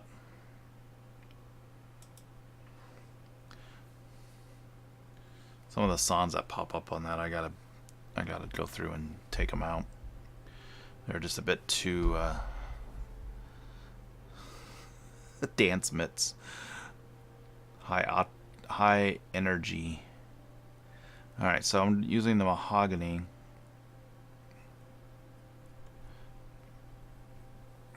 to shade the teeth more towards the base, and instead of using, I want them to be different. Using a different, even though you're using the same base coat for an area, like his teeth and the spites would be a bone color, having different shading and different colors added to the base coat to highlight it will make them look different.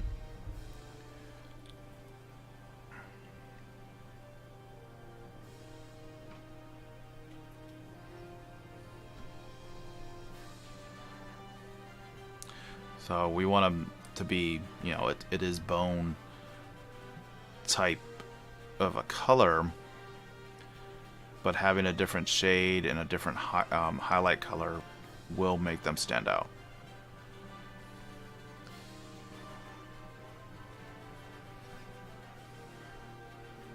And also this mahogany, this reddish brown at the gum line, makes it look like he's got a lot of plaque and just really nasty looking teeth.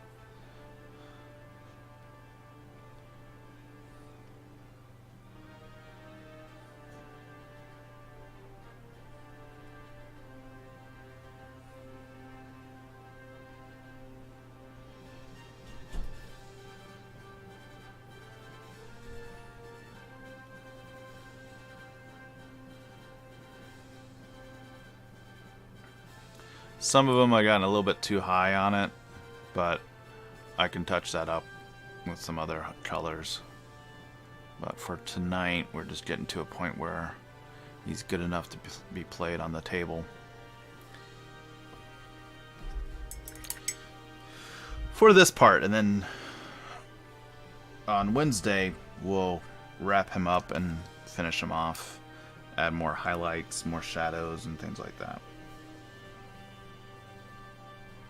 Alright, so now I'm going to add some dark umber to the bone spikes. And thin this a bit so it does flow off my brush really nice. But I'm mainly just painting this at the base to give it kind of a separation line to the rest of the model. Extend that a little bit more. There we go.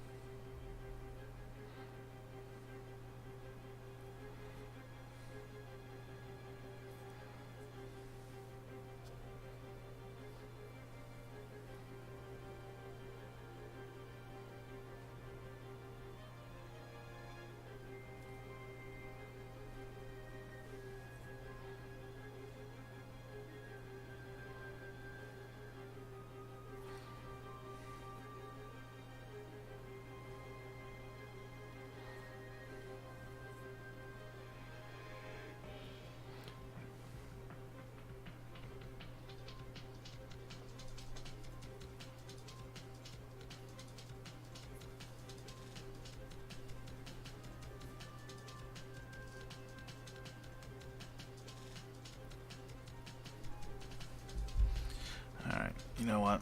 I'm shutting off the music. We don't really need it on there. It's now getting to the point where it's being annoying.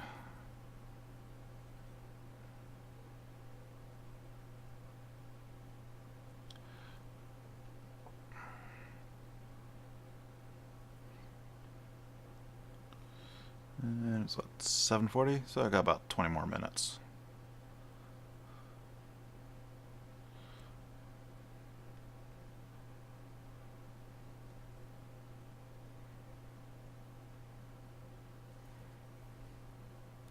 So we got some good work on here done. He's, you know, close to being finished, really.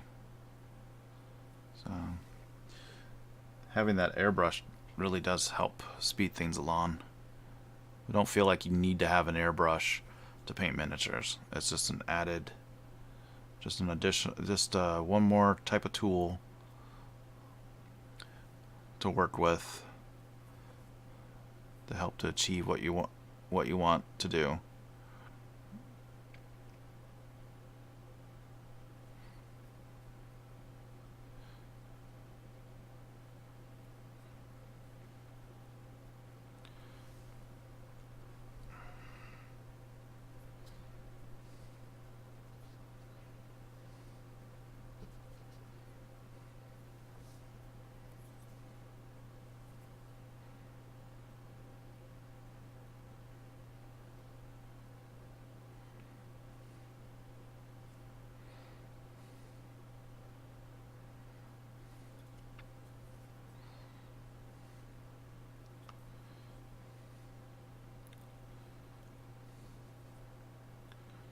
So just using this color to kind of help separate the bone spurs, spikes, whatever they want to call them.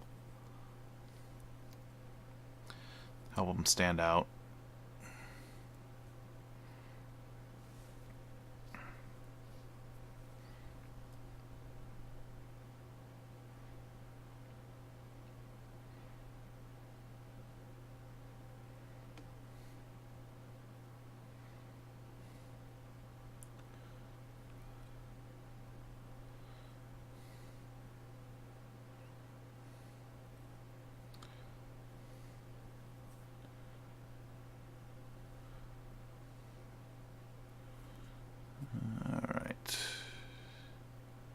Just working around the model.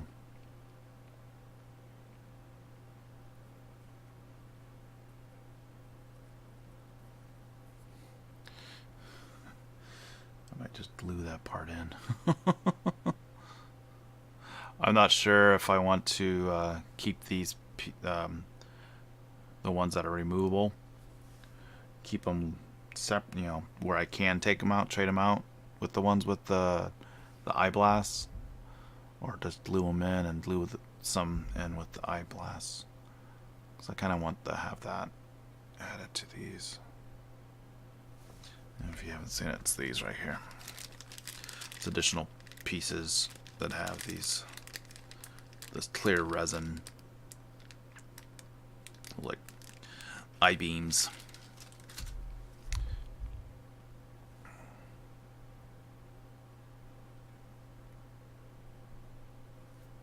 Oh, wipe that out. Quick, easy blend. Use the old thumb. I just need to make sure that I don't have wet paint on there, because then when I grab the model, I don't want to have a nice thumbprint of a bright color.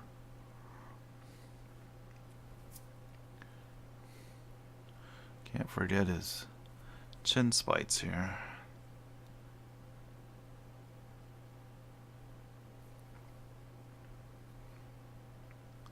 And now he's starting to come together.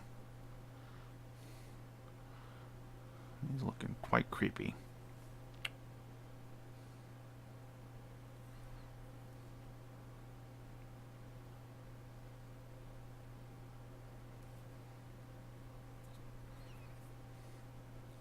So having this brown line in between the parts helps separate some, and so it's not just one clump of a color. You have a nice transition of colors here, so you can see that there's multiple bone spikes sticking out of his side of his face.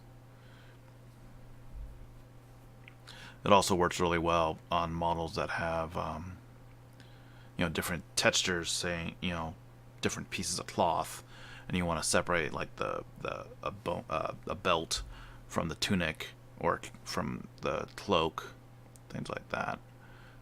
The hand from the sleeve. It's also known as black lining, very similar to how using black to paint separation lines. I like to use a dark brown. It's that natural, wanting more natural look to it. Using a black really separates it. There's no transition. Using a brown, it looks a little more natural. More. It blends better. It's pleasing to the eye.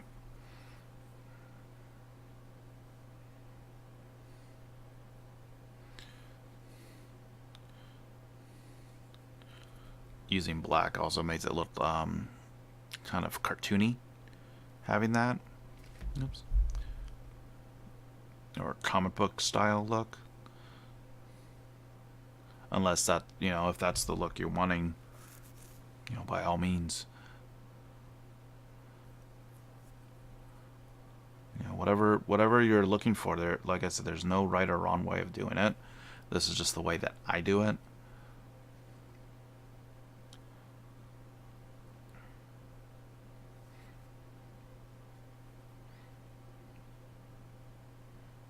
And that I found that works best for me. Okay. There's a couple errors I missed, or haven't got to, like up here.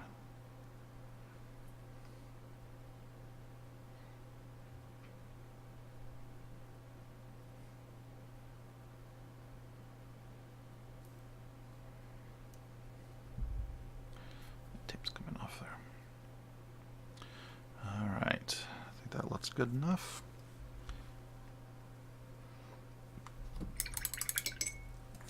We got about 14 more minutes.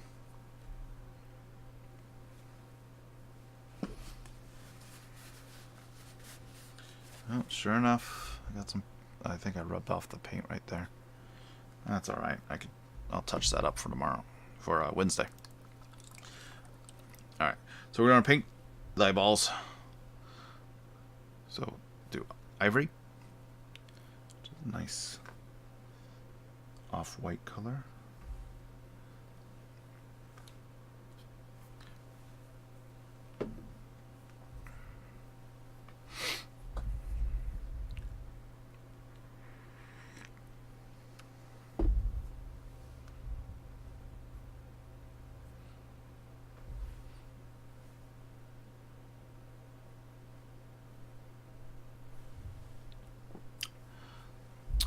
I dried the brush across my thumb to make sure it's flowing well and I have a nice consistency. Just checking the consistency on it. So usually after a painting session, my thumb is quite colorful. All right, so let's start with this eye. We'll just do right there. So I'm going to paint the white of the eye, but I want to keep the brown around, like a brown ring around the eye.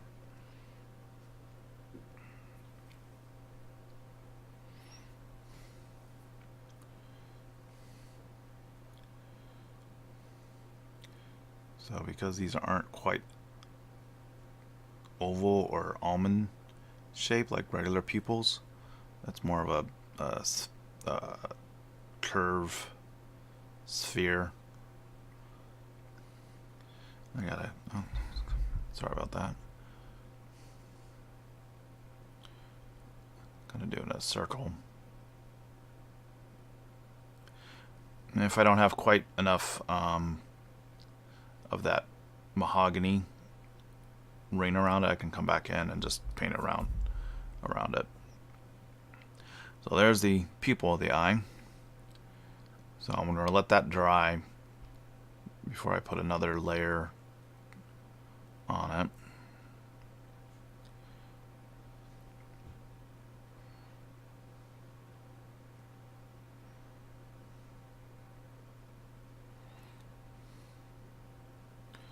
We'll just start on the other one.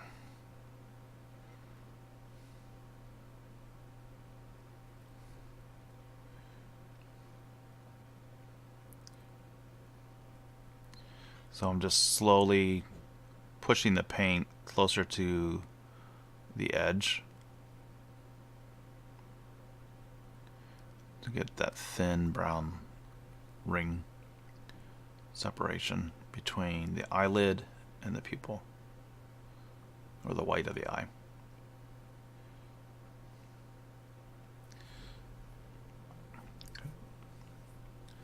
So for on the big one right here,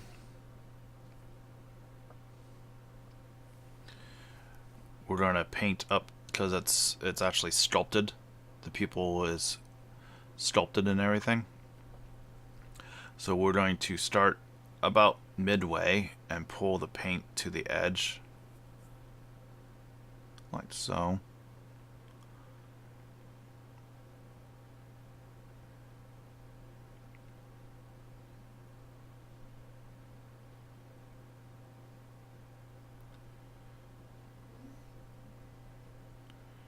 Make sure it's even and smooth.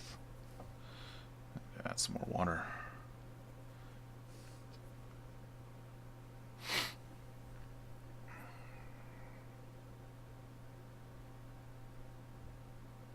So we want to keep that black, that dark mahogany in the back and the shade and the shadow to help define that.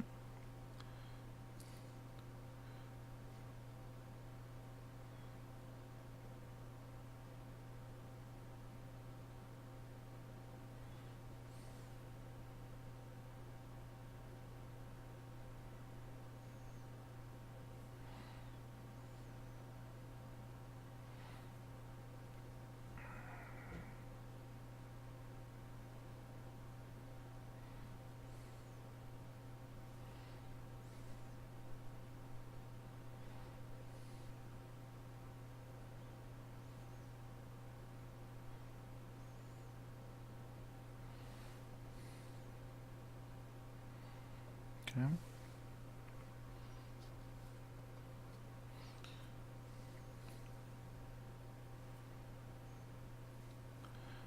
For now, I'm going to let that dry because I don't want to keep working on it and pull up any paint. So on the next pass, it'll make it smoother.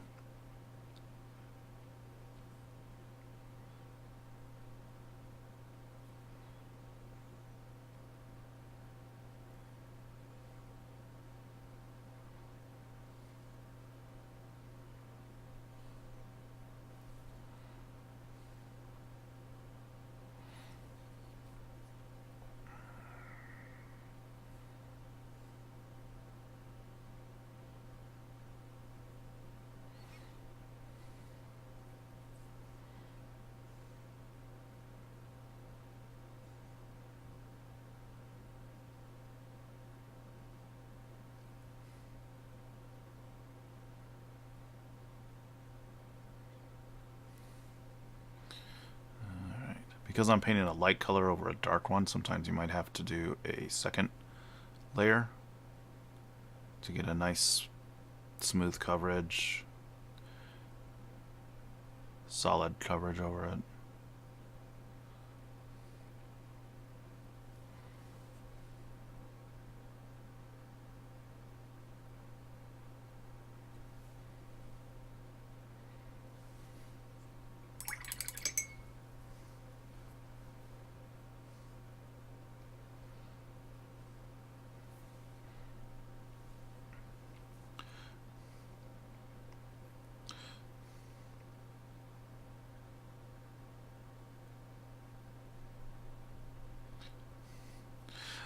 This type of model is one of those nice ones to practice on for eyeballs. I believe there's another one by Reaper. It's actually called an eye monster, which is the same type of thing. It's got a bunch of little tendrils with eyes on it, and that'd be perfect to practice eyes. So by the time you're finished with the model, you you start out, it's like, oh god, this is hard, and by the end, I think it's like 20 or 30 eyeballs. I'm not sure how many's on there, but there's quite a lot. So by the end of it, just sheer repetition, you'll be a pro at painting eyeballs.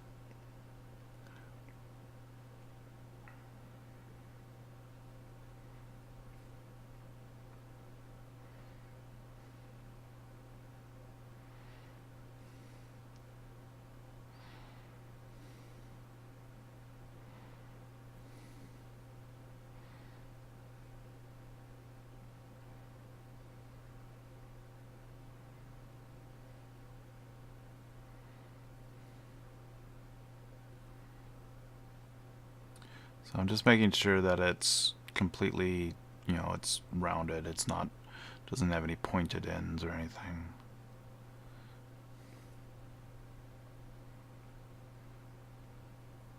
I'm gonna do some shade. I'll do some shading on this one especially because it's so big of an eye. We want to add that shading to it. We'll do that on the next stream.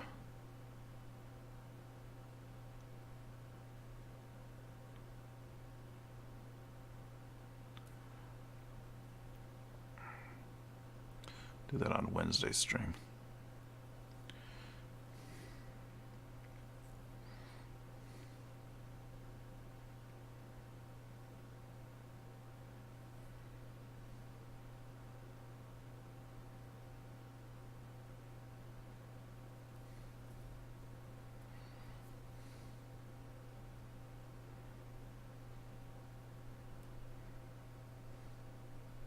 Because it's such a large area, we want to have that shade, that dark shadow, and then the brighter highlight on it. Usually you don't do that with the eyeballs because where is he? Usually the models are very tiny like this. Like this one, I didn't even bother painting the eyeballs because they're so tiny.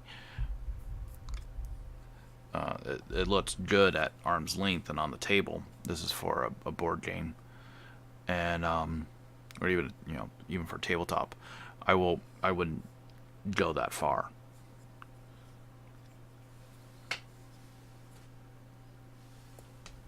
Now this one,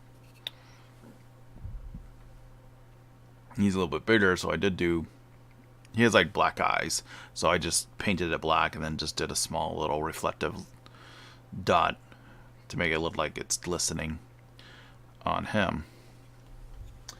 I'm trying to think if I have some other ones close by.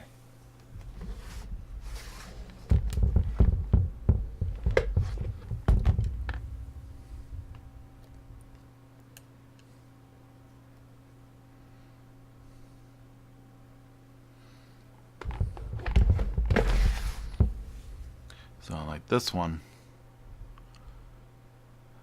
I kind of did little pupils. It's kind of hard to see on him. Camera's not really picking them up. Let me find a different one. Depending on the sculpt, you might be able to put the pupils in there.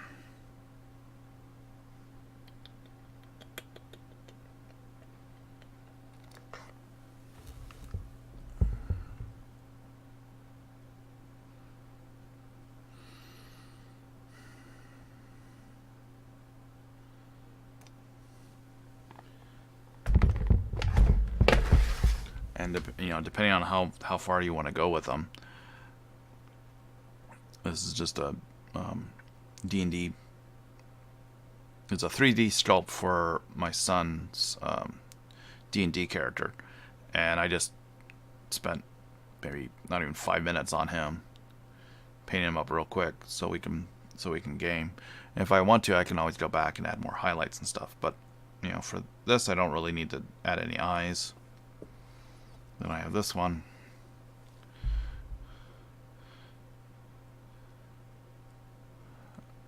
I did paint the eyes in there, but it's kind of hard to see. My camera's really not picking it up,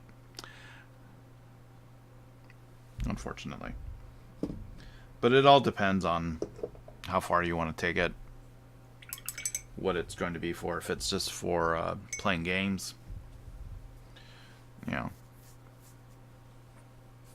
there's no need to go that far. But if it's like a large monster, then yeah, you probably want to do that. You know, here's another Beholder type character. He's rather large, so I would go that far to paint the eyes. You know, same with this one. So, alright. So we're getting close to the end for tonight. So I'll go ahead and I'll paint a pupil on one of these so I can show you how it looks. So I'm going to add a little bit of black to the mahogany. We'll do this one right here so we can paint the pupil. So it's just a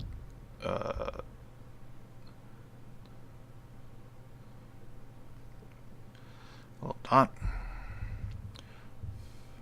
And you can change it. You can make, if you want to make kind of a cat's eyes or slits, you know, an eye slit.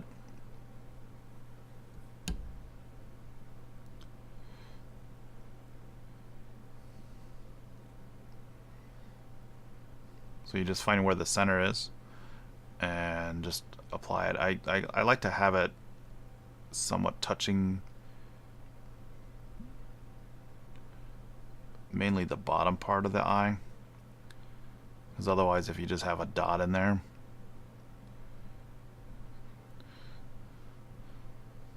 you know, it looks like it's staring really, you know, it's very surprised type of thing.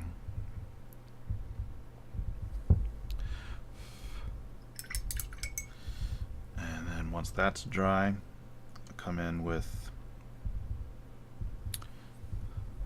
the same color, like the off-white, and I'll paint a small little reflective dot up at the top.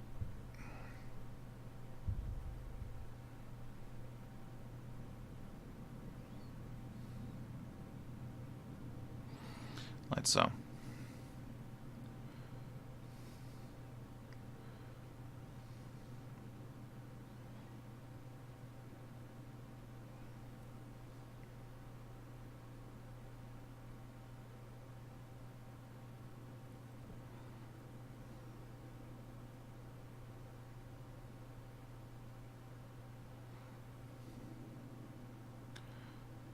So now I'm just going back in with the off-white, kind of touch up, smooth out the area so it's not so jagged from the brush strokes on the pupil.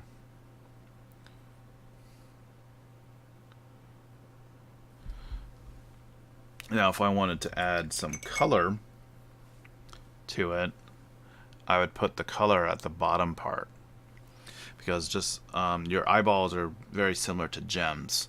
So where the light's coming in, you know, let's say from the top or like right at the front, it's catching your eye, the light's catching your eye at the top, so you have that bright white spot or off-white reflectiveness, and the color is actually showing at the bottom of the eye.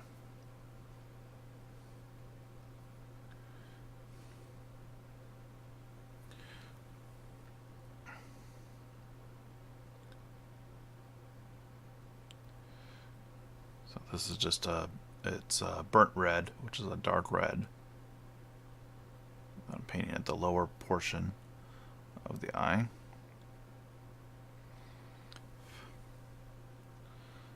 And you can do whatever color you want, if you want red or green, things like that. Gonna help speed up the drying time on it. So now I'm just taking regular red and drawing a very thin line at the very bottom of that area.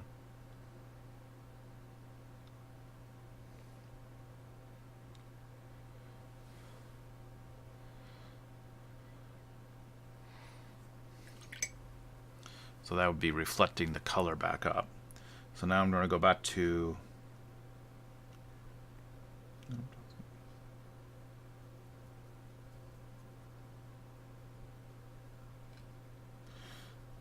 the same color I used for the actual iris of the eye. Paint a thin line underneath the red. Or at least try to.